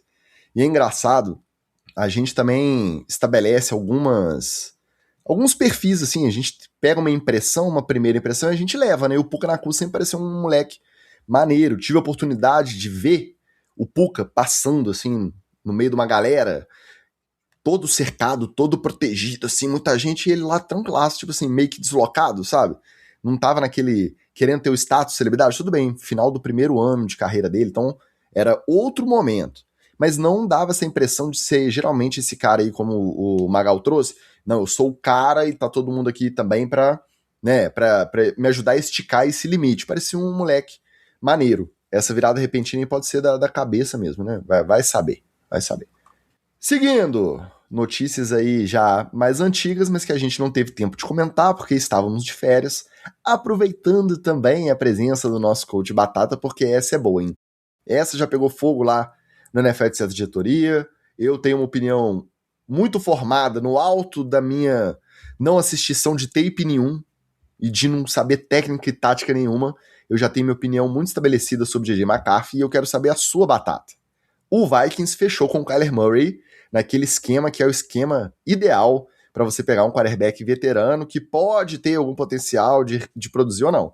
Por quê? Vai pagar o mínimo de veterano pro Kyler Murray, o resto do salário é todo por conta do Cardinals, e ele vai jogar num sistema que pode ser interessante pelos atributos físicos e o talento dele ali com o Kevin O'Connell. Além de contratar o Kyler Murray, o Vikings também chamou de volta o Carson Wentz para ser o backup imediato ali. Então o Carson Wentz, que jogou como titular algumas vezes essa temporada depois que o J.J. McCarthy machucou, tá de volta ao Vikings. Então você pega esses três, J.J. McCarthy, Carson Wentz e Kyler Murray agora. Dá a impressão, parece que o caminho do J.J. McCarthy na NFL ficou mais complicado, ficou mais longo para ele ser um franchise, para ele renovar contrato e para ele assumir como franchise quarterback do Vikings. Você concorda? Como que você entendeu esse move, sabendo que o Kevin O'Connell é um cara que é conhecido como mentor de quarterback, faz todo mundo jogar, e ele decidiu levar o Kyler Murray em vez de investir em J.J. McCarthy titular, já indo pro terceiro ano lá em Minnesota? Eu concordo, eu acho que o J.J. McCarthy ele vai rodar. E eu vou pivotar esse argumento no seguinte: o GM foi trocado, né? O GM anterior, o que draftou o J.J. McCarthy, ele foi demitido. Na verdade, nem foi trocado, né? Mandaram embora o anterior. Perfeito. E por enquanto eles estão resolvendo entre eles ali. Isso mesmo, mandaram embora. Eu acho que a escolha pelo J.J. McCarthy, inclusive, deve ter sido o principal fator pro cara ter rodado. Acho que, assim, racionalmente, deve ter sido o fator motivante ali pra demissão, né? Então, beleza. Então, essa é a primeira parte. Eu, de fato, acho que o J.J. McCarthy vai rodar. E eu acho que é uma questão de nova direção do Vikings aí, tentar rodar as coisas de outra forma. Sobre o Kyler Murray, ele é muito vagabundo, né? Eu acho que esse que é o problema sincero e real da questão toda aqui. Porque eu acho que eu concordo com tudo que você falou. Ele tá indo jogar com o Kevin O'Connell, que é gênio da bola. Ele tem um backup razoável. Ele vai jogar atrás de um OL que é ok pra boa. Ele tem bons skill players. A princípio, ele tem bons running backs, ou seja, o sistema, tudo que tá em torno dele ali ajuda. Vai ser a primeira vez que ele vai ter isso na carreira. Vamos combinar aqui. Porque no Cardinals, ele em algum momento ele teve bons recebedores? Teve, tudo bem. Ele em algum momento ele teve bons running backs? Teve, tudo bem. Mas nunca era nada muito bom. Ele também não era muito bom. O coach era o Cliff Kingsbury, que como head coach não foi muito bem. Depois ele foi bem, mas não como head coach. Aí ele entrou no time que a defesa era muito mais ou menos, né? O Cardinals nos últimos anos aí tinha algumas peças-chave, mas como time sempre foi muito defeituoso. E agora ele tá indo para uma franquia e para uma equipe que é organizada e decente. Do mesmo jeito que eu acho que o J.J. McCarthy falhou em se provar sendo treinado pelo Kevin O'Connell, eu acho que o Kyler Murray, se ele não aproveitar isso aí também, vai ficar complicado. E é isso que eu tô dizendo, né? Acho que passa muito pelos hábitos do cara mesmo, assim. Passa por ele treinar mais, passa por ele ter mais conhecimento tático, passa por ele se dedicar mais a estar com o grupo, a galera entender ele, a ele se comunicar melhor com os recebedores, ao invés dele chegar em casa mais cedo e ficar jogando videogame a madrugada inteira, tá ligado? Tipo, no fim do dia, o problema real do Kyler Murray é esse, né? Ele tem que largar a mão de ser vagabundo. O Carson Wentz, verdade seja dita, nesse sistema aí, desempenhou legal também. Eu acho que de toda forma pro Vikings fica algo interessante, né? Porque os dois têm relativo nível alto de talento, tanto o Kyler Murray quanto o Carson Wentz, tem suas falhas, obviamente, né? Embora a maior falha do Kyler Murray seja muito pequena, que é a altura dele, e o fato do comprometimento dele ser horrível. Mas o Carson Wentz já é um jogador um pouco mais consolidado, né? Então eu acho que qualquer uma das duas alternativas vai legal pra rodar esse ataque. J.J. McCarthy, de fato, fica sobrando muito, né? Ele vira muito terceira, como os americanos chamam, terceira roda, né? Third wheel aí na parada. Eu não sei se tem muito mais pra ele. E vou ser sincero, eu acho que eu não sei, algum time trocaria por um J.J. McCarthy? Nesse momento eu tenho dificuldade de visualizar. Mas a minha dúvida, até sabendo que você enxerga essa atuação de um quarterback diferente da gente, você acha que não deu certo com o O'Connell, com as oportunidades que ele teve, ainda resta esperança de um outro time, um outro sistema ajudar? Por quê? Porque em Michigan parece que ele não era um idiota completo. Só que ele precisava fazer muito menos do que precisa fazer na NFL para ter sucesso. Você acha que dá para apostar nisso, saindo barato para algum outro time, e um outro cara vai querer investir nele? Ou para pegar um J.J. McCarthy e indo para segundo contrato, vai pro draft e tenta pegar um moleque do zero, tá mais verde ali e vai maturar do jeito que o cara quer fazer para ensinar. Parafraseando uma brincadeira que a gente faz com o Robson no grupo do Play Call, o J.J. McCarthy em Michigan, ele dava muito handoff, né? Isso é uma parada que tem que ser dita também, assim. Ele jogou atrás de uma OL das melhores que já jogou no college, com bons running backs e com um coach que fez tudo para estabelecer um bom jogo corrido. Eu não sei se na NFL ele vai encontrar outra coisa nesse nível, né? E aí entra nessa, porque beleza, o Vikings não tem a melhor OL da liga, não tem o melhor jogo corrido da liga, mas também não é uma merda, né? Em algum ponto é esperado também que o cara chegue nesse ponto comum aí de desempenho, e não que fique dependendo da vida toda do resto do time, né? Então, o fato dele ter tido o O'Connell, que é, nesse momento, talvez o melhor mentor de quarterback da liga, junto com o Kyle Shanahan, o fato dele ter tido o O'Connell e não ter desenvolvido, eu acho que pesa muito contra ele. Não vejo, de fato, ele se firmando em outro lugar. E é isso que eu tava falando, assim, se eu parar pra pensar agora, assim, pô, ele vai ser trocado por algum time. Eu não consigo materializar um time agora pra ele ser trocado. Agora eu não consigo materializar, não. Você pode pensar no time esquisito aí. Ah, o Dolphins, talvez? Tá ligado? Talvez. Mas é isso, assim, eu acho que ele não... Eu não vejo ele tendo muito mais relevância, não. Deus queira que eu esteja errado, né? No fim das contas, o moleque só tem 2 anos de carreira, né? 1 ano ele viveu machucado, isso é foda.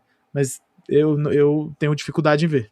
E no segundo virou meme como o Nine, porque quando ele entra em campo, igual o Falcão na queda de braço, ele não é mais o J.J. McCarthy, ele é o Nine. O único time de cabeça, assim, se eu pensasse na possibilidade, até por conta do nepotismo, que não é nepotismo, mas é como se fosse, ele bater de reserva lá no Chargers pro Jim Harbaugh tentar dar aquela força ali pra ver se ressuscita um pouco a carreira do moleque. Porque realmente, você pensa em qualquer outro time, em qualquer outra situação, já tá indo pro 3º ano, a partir desse já abre janela de renovação. E aí? Vai fazer o que com esse moleque? Então é complicado demais, cara. Não, e a gente tem que lembrar o seguinte, de todo mundo que vai pra NFL, tem uma galera pequena que vai super bem e vira astro e vira Hall of Famer e tal.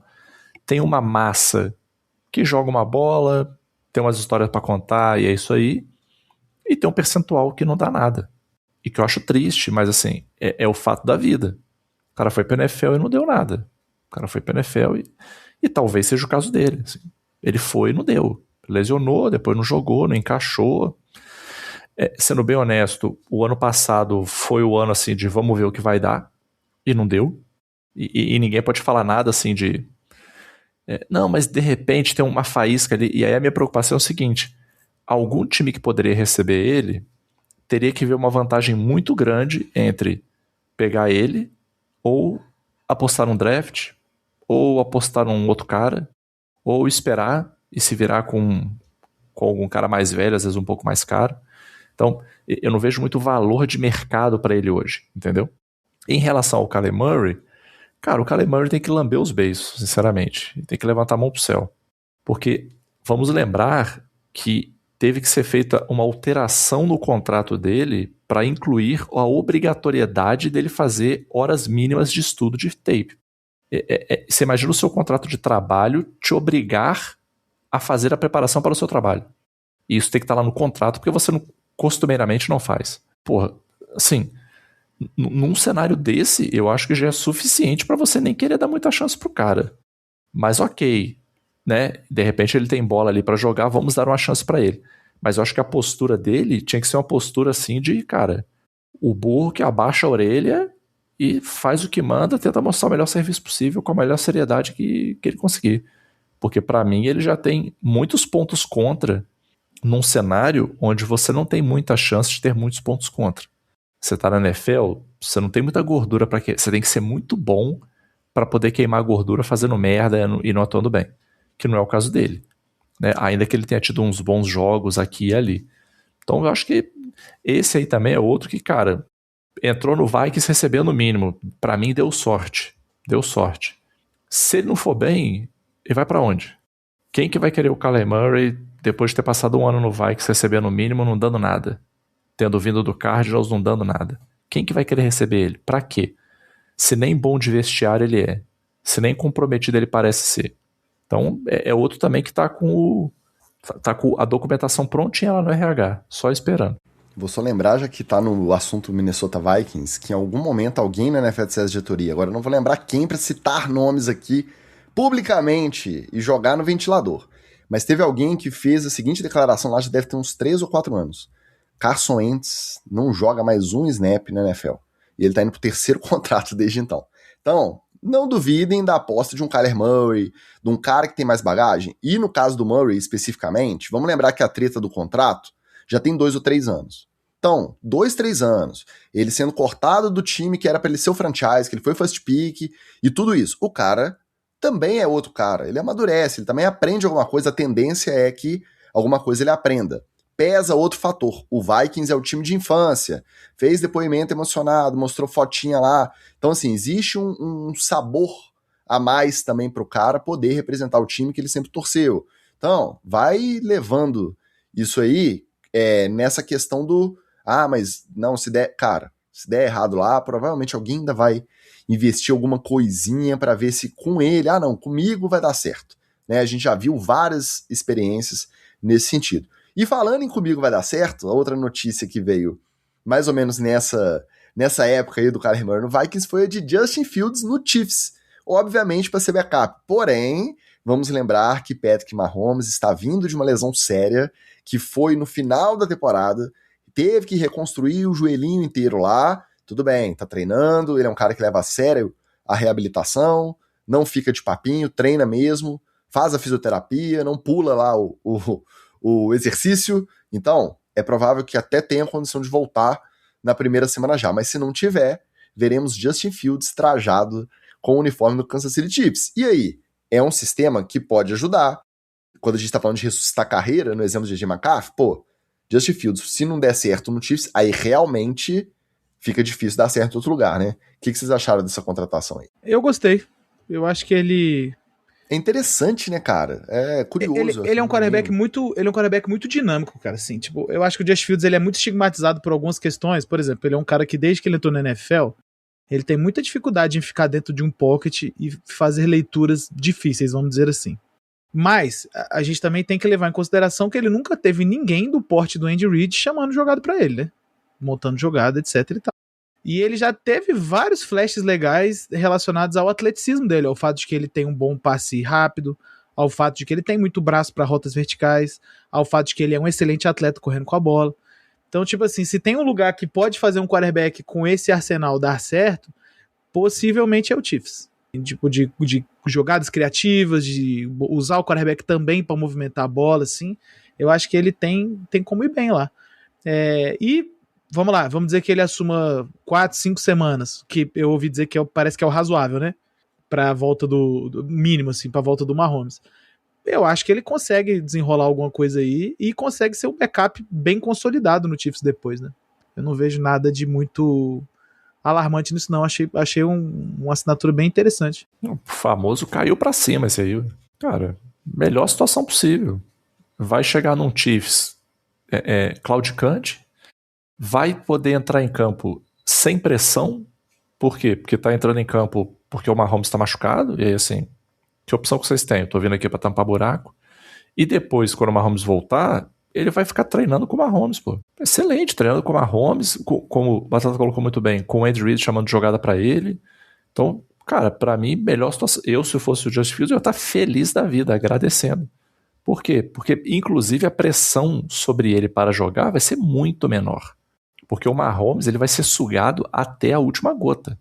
Então, nem tão cedo vai rolar o lance de, cara, o Mahomes não tá dando, o cara não tá conseguindo performar, vamos botar o Justin Fields no lugar dele. Cara, pra mim, assim, o Mahomes tem que, sei lá, num jogo, em vez de correr pra frente, ele correr pra trás, né? E causar um safety. Tem que morrer. Se ele morrer em campo, pode ser. Sacou?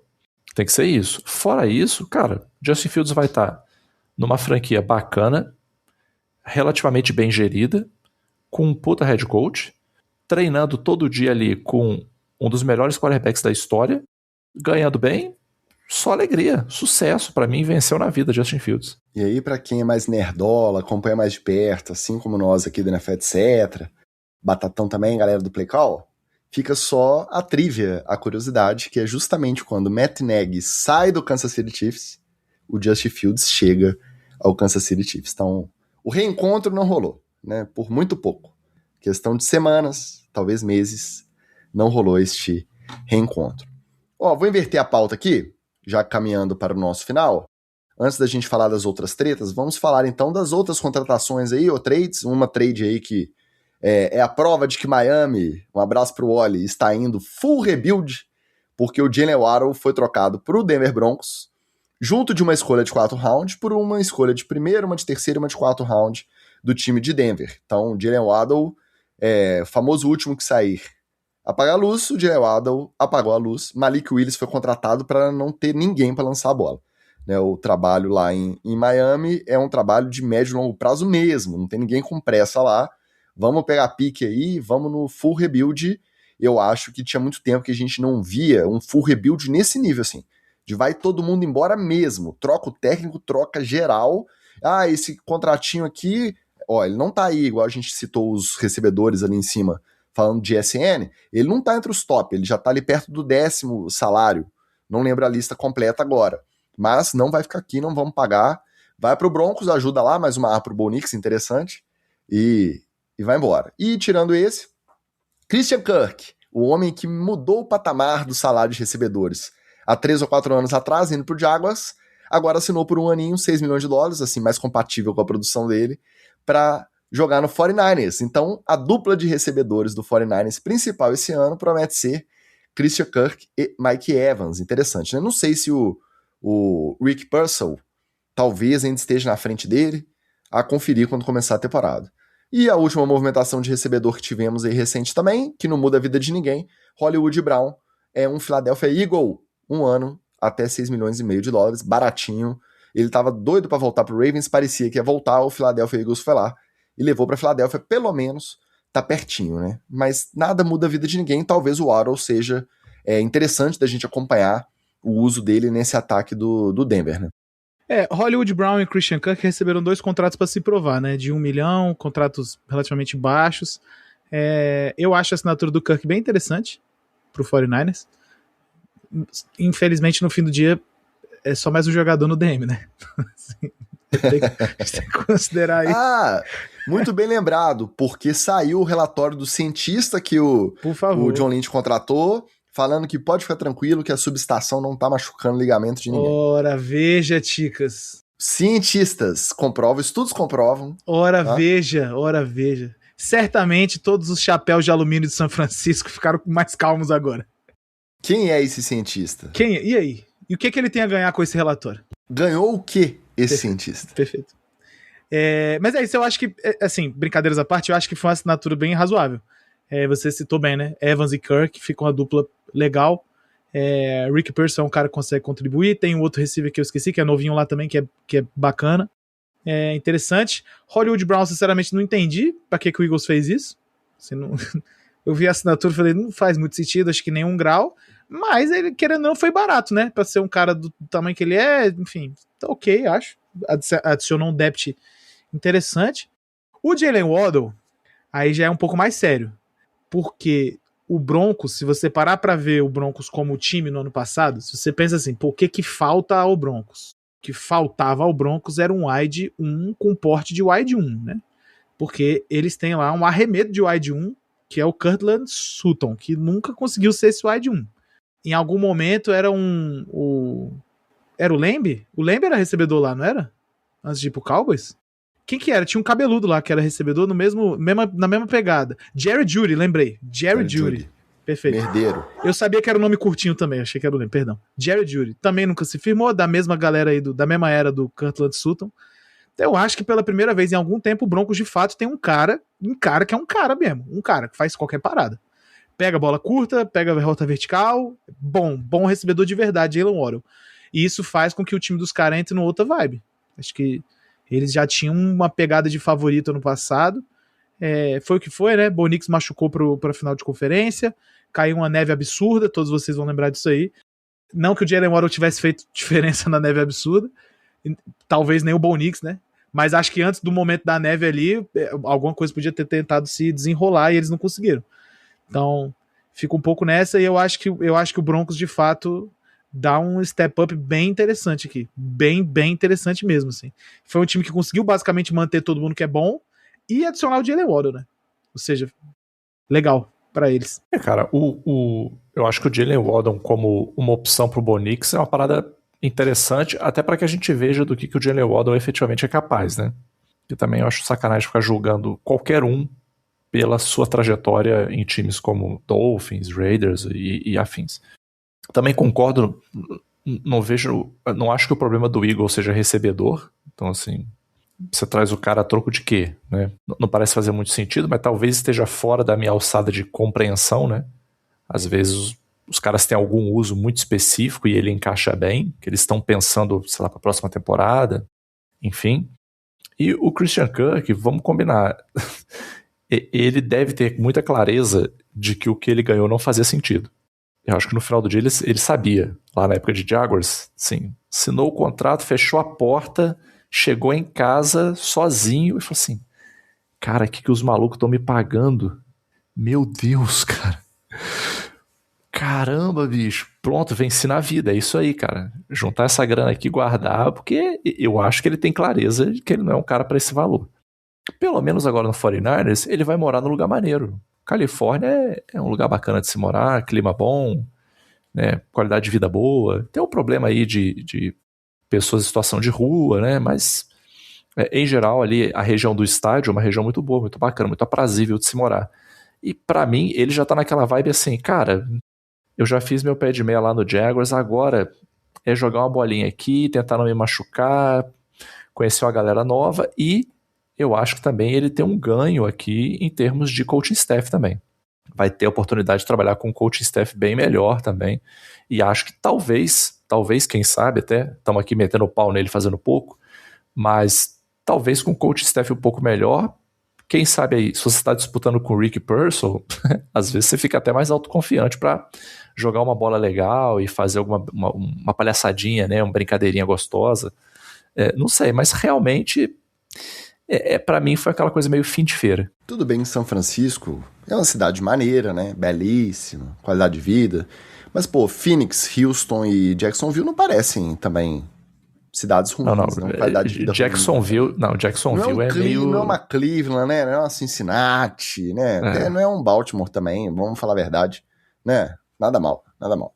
Mandando um abraço pra galera do chat, que eu tô enferrujado e eu esqueço, né? Guilherme Duque, dando o seu bom dia, direto da Austrália, ele que já está garantido no jogo entre Rams e 49ers para conferir o seu 49ers lá ao vivaço em Melbourne. Um abraço para ele. Isaac Ribeiro na história, também torcedor do São Francisco 49ers, diz que se bobear, o 49ers vai draftar alguém com histórico de graves lesões.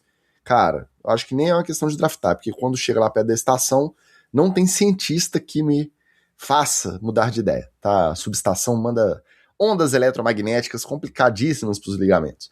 E o nosso Flávio Escolástico falando que não deu tempo de chegar na hora, já que é urgente, etc. Urgente, etc. é assim, é urgente, qualquer momento brotamos no seu feed, esse é o último urgente, etc. da temporada, tá, gente? Aproveitando para deixar o recado, na semana do draft a gente volta com o nosso formato tradicional, semanal. Não sei se vai ser no horário tradicional das 19 de terça, porque a terça-feira de 21 de abril é feriado de Tiradentes. Então talvez a gente até chegue um pouquinho mais cedo, mas não chegamos ainda nessa parte do nosso planejamento para o ano.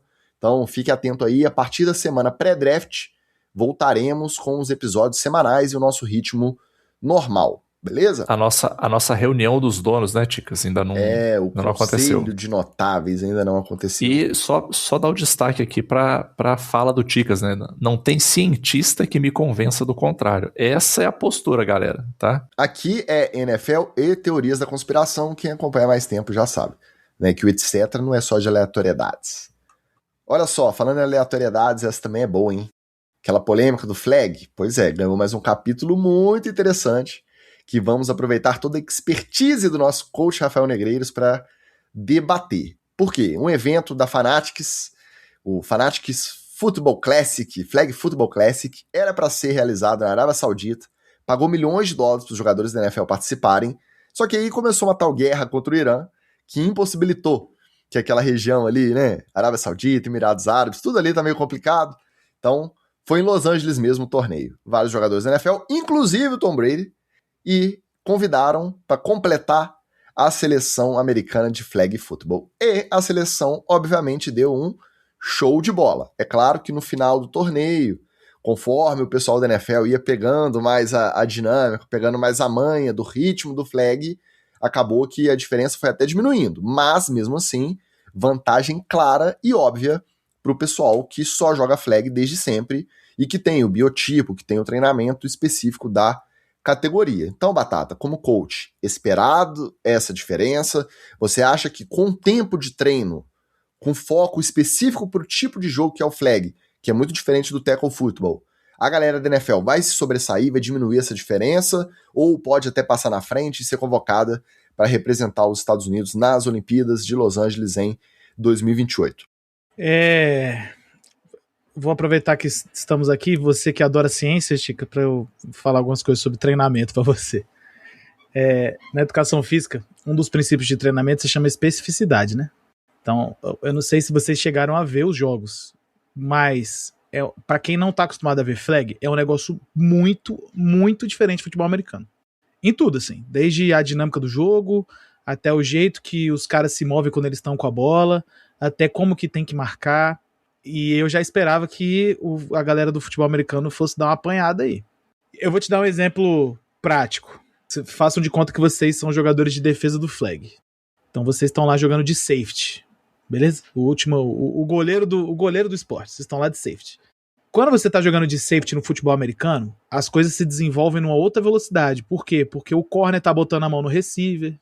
Aí o cara tenta sair, ele toma uma porrada de alguém. Tudo é outra parada. Dá tempo de você fazer suas progressões. Quando você está jogando um esporte onde ninguém bota a mão em ninguém, e ninguém pode voluntariamente ficar na frente do outro, a coisa começa a ficar muito complicada pro cara que tem o desenvolvimento mais lento da leitura. Pegaram essa visão já?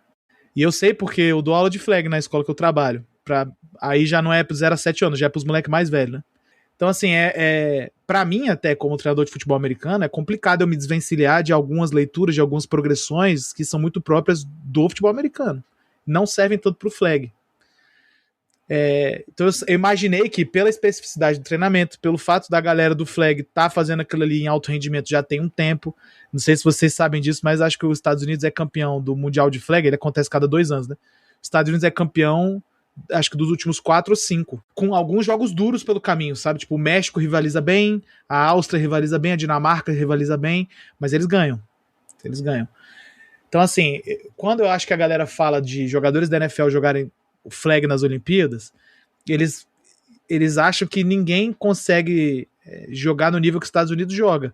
Mas do jeito que foi eles contra os Estados Unidos ali, eu acho que se eles pegam o México, por exemplo, eles também tomam um pau. Se eles vão pegar a seleção europeia, talvez não tomem um pau, mas já vai ser um jogo mais apertado. Então, assim, eu acho que foi bom pra galera cair um pouco na real, saca? E aí, vendo o Twitter, o falecido Twitter, atual X, você vê como que as pessoas ficam de cara, assim. Nossa, mas esse quarterback da seleção de flag é tão baixo. É claro que ele é baixo, a dinâmica do jogo é outra, mano. Aqui não interessa o QB ser alto. Então, tipo assim, eu acho que foi bom pra deixar isso claro pra galera, assim. O jogador da NFL, o americano médio, ele tem uma visãozinha muito arrogante de mundo com relação ao esporte, né? Então eles acharam que era isso aí. Era plug and play, ia dar tudo certo. No fim das contas, o que foi que eles conseguiram jogar bem? Eles conseguiram jogar bem no que eles já sabem fazer na NFL, que é passe vertical. Tanto que o primeiro passe pra TD do Brady lá foi um absurdo. E na defesa, porra, tomaram um pau absurdo, né? Acho que o jogo que eles tomaram menos pontos foi 40 pontos, coisa assim. Tipo assim, é complexo. Cometendo falta de contato o tempo inteiro. Se ligou? Tipo, é outra parada, mano. Outro esporte, assim. Então, assim, sua pergunta inicial foi, tem como os caras treinarem e irem pras Olimpíadas? E a resposta que eu te dou é, tem. Mas eles vão ser melhor do que a seleção de flag? Não tem como. Os caras vivem pra fazer isso, né? São duas coisas muito diferentes. Eu vou ser bem sério, eu não achei que seria tão discrepante. Eu achei que no final das contas a galera da NFL fosse tirar uns coelhos da cartola ali, e de alguma forma esses coelhos da cartola iam ajudar o pessoal do flag, iam ajudar o pessoal da NFL. Mas eu achei uma ótima lição de humildade, assim. Exatamente pro cara entender que você é muito bom naquilo que você faz.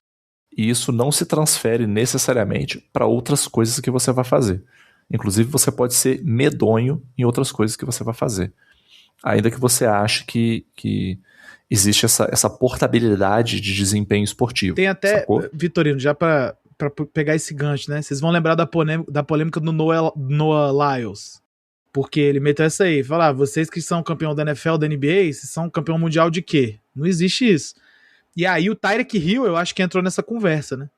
E a verdade absoluta, gente, é que no sprint de 100 metros é impossível o Tyreek Hill bater o Noah Lyles. Pô, tipo, não tem como. Mas só que o jogador da NFL, ele é pirado, né? Ele acha que, de fato, como ele vive naquele mundinho ali com, de fato, excelentes atletas, ele pensa que ele consegue fazer qualquer coisa, não consegue. Aí chega um maluco que pega uma bola e desvia o quadril de lado, assim, uma coisa que ele nunca viu na vida, ele entra em choque. Foi o que rolou, inclusive. E a mídia não ajuda, né? Porque aí a mídia mostra o quê? Mostra o corte do Tom Brady fazendo esse desvio de quadril para não tomar o sec. Olha como o Tom Brady é fantástico, maravilhoso. E não mostra todas as outras situações em que ele enfiou os pés pelas mãos. Aí também isso ajuda a construir essa narrativa de que, assim, tá vendo? O cara foi para lá, você viu a saidinha de quadril que ele fez? Só que, assim, eu não acompanho flag, nem nunca joguei flag. Provavelmente a galera que acompanha e joga flag pode ter olhado essa saidinha de quadril dele e falado assim, uma merda, saidinha de quadril merda. E a gente que não sabe, olha e fala assim, pô, você viu? Caraca, saiu super bem. Então, eu acho que foi uma ótima lição de humildade, assim. Mas, pensando no contexto geral, gostaria muito, né, que alguém botasse o pau na mesa e falasse assim, não, quem vão são os caras da NFL. Por quê? Porque a gente veria os caras da NFL fazendo merda na Olimpíada e daria a chance para algum outro time que não os Estados Unidos ganharem a medalha de ouro.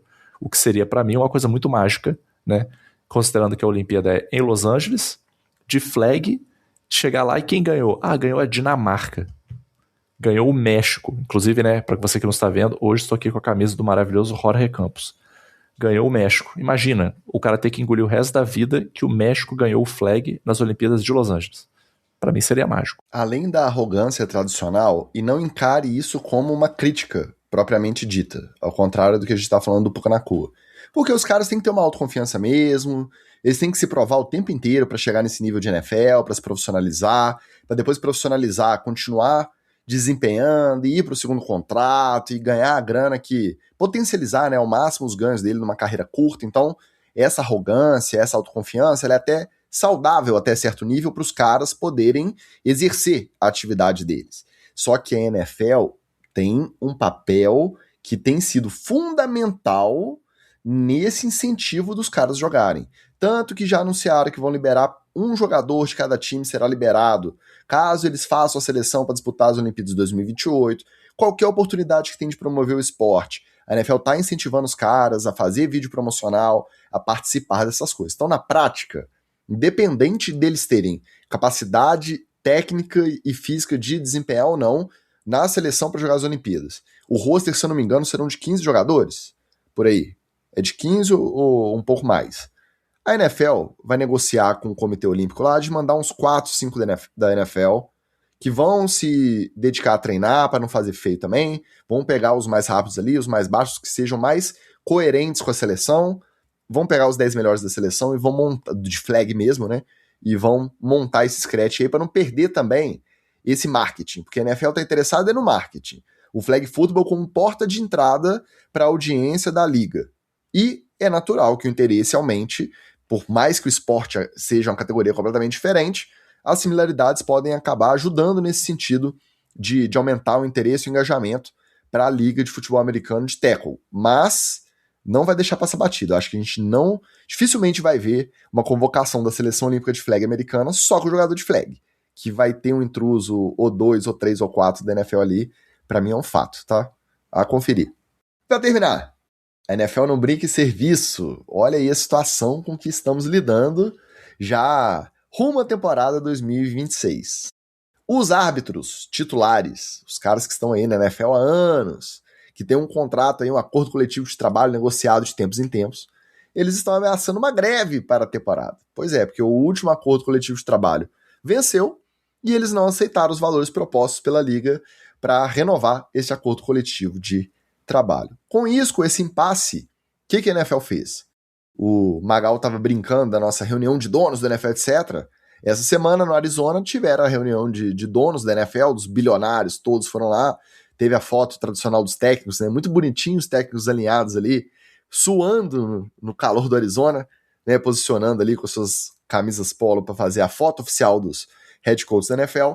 E os donos decidiram, aprovaram que vai ter interferência automática do árbitro de vídeo a qualquer momento do jogo, se eu não me engano, para qualquer situação também, caso os juízes titulares entrem em greve e eles busquem na segunda e na terceira divisão do college football juízes substitutos. Então, aprovaram uma regra de árbitro de vídeo interferindo diretamente no jogo, só vai valer se os titulares estiverem de greve mesmo e precisar usar os juízes substitutos das divisões inferiores do college football. Além disso, já temos valores. Os juízes substitutos receberão, que forem contratados, né, pela liga, receberão $120 mil para se aprimorarem, para estudar de maio até agosto, enquanto esse impasse vai rolando. Então, estamos correndo risco, sim, de começar a temporada 2026 da NFL com juízes não muito bem preparados. Então, se a gente fica xingando os titulares por conta dos erros, se preparem, porque pode vir por aí. Tem uma teoria da conspiração boa também, Magal, de que a NFL vai deixar rolar, não vai assinar, mesmo eles aceitando agora a proposta, vai deixar rolar com substitutos, por quê? Porque ela quer aumentar a interferência do vídeo. Ela quer que o domínio ali do fato do campo tenha menos peso e que o árbitro de vídeo tenha mais peso nas decisões aí durante os jogos. Você acha que isso é um futuro possível? Ou já de imediato? Ou é só a teoria da conspiração? Eles estão forçando a barra para os juízes titulares aceitarem o acordo e não ter que mexer com o substituto aí no começo da temporada? Cara, eu acho que isso já deveria acontecer em todos os esportes onde seja viável. Porque para mim não faz sentido você ter tecnologia para detectar que uma jogada foi marcada de maneira inadequada, número 1, que ela é decisiva para o jogo, número 2, e número 3, que você tem velocidade suficiente para avisar o cara que está em campo para reverter aquela chamada. Então assim, eu sei que foi o errado, aquilo afeta o jogo e eu consigo avisar o cara a tempo. Não, mas a tradição diz que o árbitro... Não, cara, você não quer que o jogo seja competitivo? Então dê competitividade para o jogo. E como é que você dá competitividade para o jogo, na minha visão? Eliminando do jogo tudo aquilo que interfere no resultado e que não é técnica, estratégia e execução. Se você consegue eliminar o que não é técnica, estratégia e execução, você está dando competitividade para o jogo. Ganha o cara que tiver a melhor técnica, a melhor estratégia e a melhor execução. Só que, por exemplo, no futebol da bola redonda, é uma grande palhaçada. Depende da cera que o cara faz, do fingimento, do teatrinho, não sei o quê. E no caso da NFL, não chega a esse nível, mas acontece de, cara, claramente essa jogada foi marcada errada, todo mundo viu, o árbitro, o comentarista viu, a galera viu, o pessoal de Nova York viu, tem tempo, porque o jogo para o tempo todo, não, mas não pode interferir, tem que ser isso aí, tem que deixar paciência, entendeu? Então essa é a primeira parte. E a segunda parte é, a NFL vai fazer esse tipo de pressão? Vai, cara. E vai, sabe por quê? Porque para ela é uma situação de ganha-ganha. Se ela pegar esses outros árbitros, der um treinamento ali qualquer coisa, os caras entrarem em campo, performarem minimamente, ela vai conseguir contratar uma galera mais barata. E lembrando que a NFL, assim, não importa se ela é bilionária, se ela puder economizar o salário do umpire que veio lá do high school, $300, ela vai economizar. Porque essa é a mentalidade. Então, se os caras funcionarem, beleza, eles conseguiram contratar por menos. Se não funcionar, o fato de ter o vídeo ali junto já vai dar uma ajudada. E se eventualmente eles tiverem que voltar com os árbitros antigos, eles não vão chegar no que os árbitros antigos estão pedindo. Eles vão chegar no meio do caminho, porque vão dizer tipo assim, olha só, a gente tem uma outra alternativa, a gente não está na mão de vocês. Então a gente vai dar uma grana porque vocês estão mais prontos. Só que se vocês continuarem a ficar embarreirando, a gente vai entubar, trazer esses caras para o nível de vocês e vocês vão fazer o quê? Qual é o outro lugar onde vocês vão trabalhar? Fazendo a mesma coisa. Qual é a outra liga? Vocês vão para o México apitar futebol americano lá? Vocês vão para a Europa apitar futebol americano lá? Não. Então o que vocês vão fazer? Então os árbitros estão vendidos no sentido de que só tem a NFL de empregadora. Ah, não, eu posso apitar lá na UFL. Vai lá. Vai lá então, apitar 2 meses para ganhar 40%. Entendeu? Então, o cara está vendido. O que eu acho que deveria acontecer deveriam aproveitar essa situação toda para efetivamente resolver essa questão profissionalizando os árbitros. Então vamos fazer o seguinte, vamos aproveitar essa bagunça aí, vamos profissionalizar, vamos estabelecer, igual tem regra de salário para o jogador da NFL, vamos estabelecer regra de salário para árbitro, estabelece aí um piso, estabelece um plano de carreira, quanto o cara pode ganhar, um cara de alto nível, um cara de muito experiente, vai ganhar tanto, vai ganhar X, permite que o cara tenha alguma outra fonte de ganho, se é que isso é possível, né? O cara pode fazer um merchandising, o cara pode não sei o quê, mas organiza o negócio. Porque tem um outro lado que eles não estão vendo, que é o seguinte, não necessariamente depois que você resolver a situação e trouxer os árbitros antigos de volta, mas você traz os caras com qual sentimento? Você traz os caras com qual cabeça? Porque, beleza, eu precisei fazer uma greve, botar o pau na mesa para conseguir uma melhoria. E na próxima melhoria, o que a gente vai ter que fazer? Aí daqui a pouco vai ter greve todo ano? Aí vai ser essa enrolação todo ano? Entendeu? Então, eu não acho que adianta tapar o sol com a peneira agora. Mas a gente não pode ser ingênuo de achar que quem tem a alavancagem dessa negociação é qualquer outra instância que não seja a NFL. Sobre essa parte do acordo NFL arbitragem, eu concordo com o Vitorino também. Eu acho que, querendo ou não, os caras não têm muita escolha, né? Não é como se tivessem várias ligas profissionais do mesmo porte, com a mesma exibição, com o mesmo nível de jogo. Então, assim, querendo ou não, eventualmente eles vão ceder. E eu acho que o Vitorino apontou bem, né? Acho que no fim do dia, se a NFL conseguir estruturar para os caras uma questão salarial decente, um plano de carreira, etc e tal, acho que a coisa tende a ser devidamente resolvida. Isso dito, todos os árbitros para mim podem acabar, acho que sem nenhum mistério falando isso aqui, né? Quando eu vejo um árbitro, eu me sinto um caçador inglês na savana, vontade de atirar nele na zebra, e é isso. Sobre a tecnologia. Um abraço aí, Guilherme Cohen. Um abraço, Cohen, te amo. Sobre a tecnologia. Cara, eu acho que o futebol americano, ele é o seguinte, essa conversa é uma conversa que eu gosto, né? A gente deveria trocar os seres humanos pela arbitragem virtual, etc e tal, no fim do dia você ainda precisa ter o fator humano envolvido ali na gestão de pessoas. Eu acho que isso aí é inegociável. Agora, uma coisa que o Vitorino falou, que aí é uma coisa que incomoda acho que todo mundo, são os erros objetivos de marcação de campo. Nós não estamos falando do holding que pode ter sido ou pode não ter sido, dependendo da interpretação. Porque isso aí, beleza, isso aí enche o saco, né?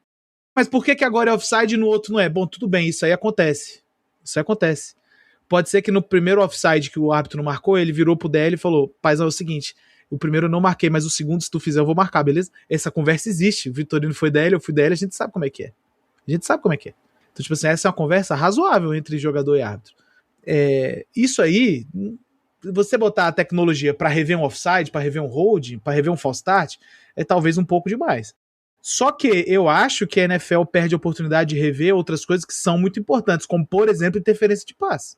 Talvez, assim, pensando de memória, seja o que mais irrita todo mundo. Porque se for jogada que foi turnover, se for jogada que foi ponto, ela já é revista. Beleza, até aí. Então isso aí não tem debate. O que geralmente irrita são coisas que envolvem contato no QB, coisas que no famoso ataque ao passador, o jeito que cai, o jeito que bate, cabeça, etc e tal. Target, evidentemente, mas acho que todo target é revisado, se eu não me engano.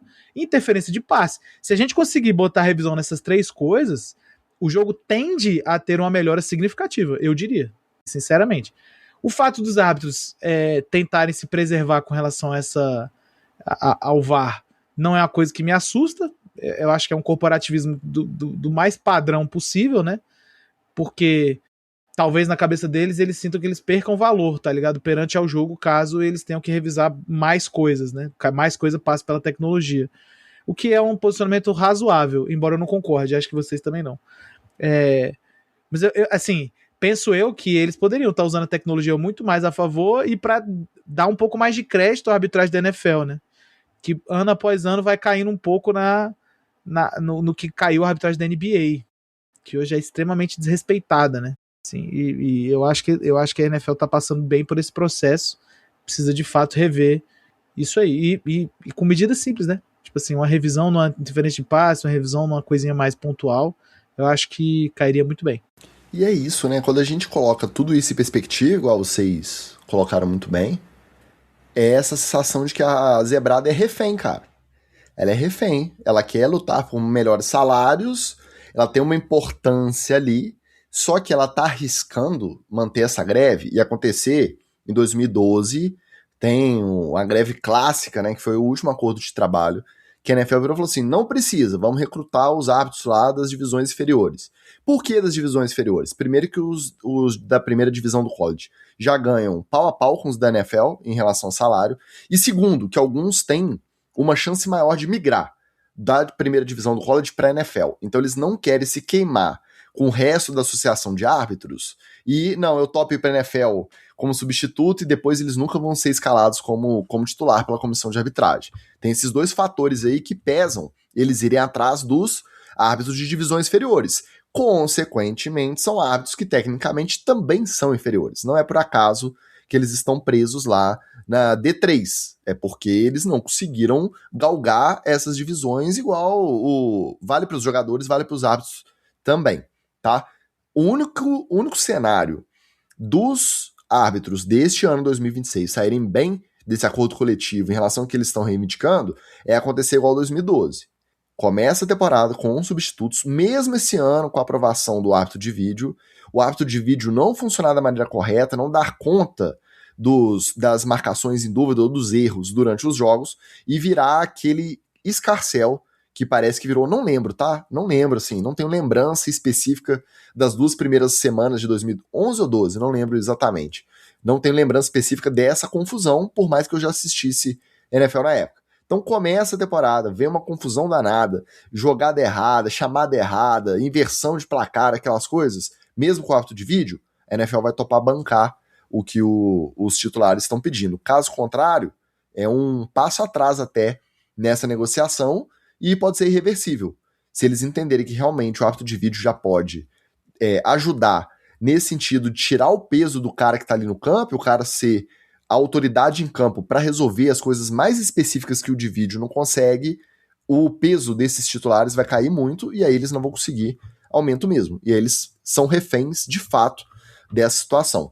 Mas é do jogo, né? Estão negociando com as armas que eles têm que torcer para dar errado.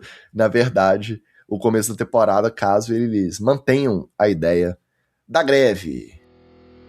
Meus amigos, é isso. Enquanto não estamos de greve, estamos de férias, tá? Mas daqui pouco mais de 2 semaninhas estaremos de volta no pré-draft. Aí eu vou estudar, tá? Meus tapes, meus prospectos principais para trazer aqui para vocês, hein? No pré-draft, com aquele gostinho de etc que vocês conhecem. Eu, tradicional assistidor de tape, tenho certeza que os senhores também. Começo por você, Batata, antes da gente se despedir. Vai ter pré-draft no Precau Podcast? O povo quer saber. Meus amigos, vai ter que ter, porque o Bogão... o Bogão é tarado em draft e eu sou obrigado... O Bogão faz os mocks todos, né? Eu sou obrigado a acompanhar, assim, é uma coisa que eu odeio muito, né? Eu odeio mock draft, eu odeio draft, eu odeio power rank, eu odeio tudo isso aí. Mas como o meu sócio é muito fã, eu estarei lá com ele, acompanhando ele mais, né? Assim, mais na brincadeira. Assim. Isso dito, estaremos lá. Muito obrigado pela oportunidade de estar aqui. E é isso. Amo estar aqui com vocês numa conversa incrível, inclusive, onde o debate de Fred Warner ser o cara mais bonito da liga, acho que está bem consolidado. Eu não fui chamado na hora, mas eu concordo plenamente, tá? Obrigado. É a única vez que você concordou comigo. De resto, tá concordando só com o Magal. Não vou te chamar mais, tá? Magal, um abraço, aproveite o finalzinho das férias, viu? Valeu, galera. Pode deixar que esse ano, Deus quiser, eu não vou faltar tanto ao serviço aqui. A luta contra o capitalismo segue firme e eu sigo perdendo. Mas é isso. E é isso. Você que não atendeu aos nossos apelos do apoio financeiro, apoia dando aquele like, compartilha o episódio, vai comentando ali nas redes que você nos ajuda a vencer o algoritmo, o nosso engajamento. Não se esqueça que o NFL Etc. já tem pauta pra volta, já tem, rumores de Aaron Rodgers no Broncos, já pensou? Bo Nix também não sabe se volta muito rápido da fratura no tornozelo. Quem sabe Aaron Rodgers no Broncos? Não vamos entrar nesses detalhes só quando a gente voltar. Já tem matéria bombástica da ESPN queimando o filme do Jalen Hurts na Filadélfia. Então parece que iremos para mais um ano de Philadelphia Eagles, o preferido do nosso quadro Treta na TL. Então escreveu no Leu, a gente volta até a semana pré-draft. Um abraço e valeu! Valeu!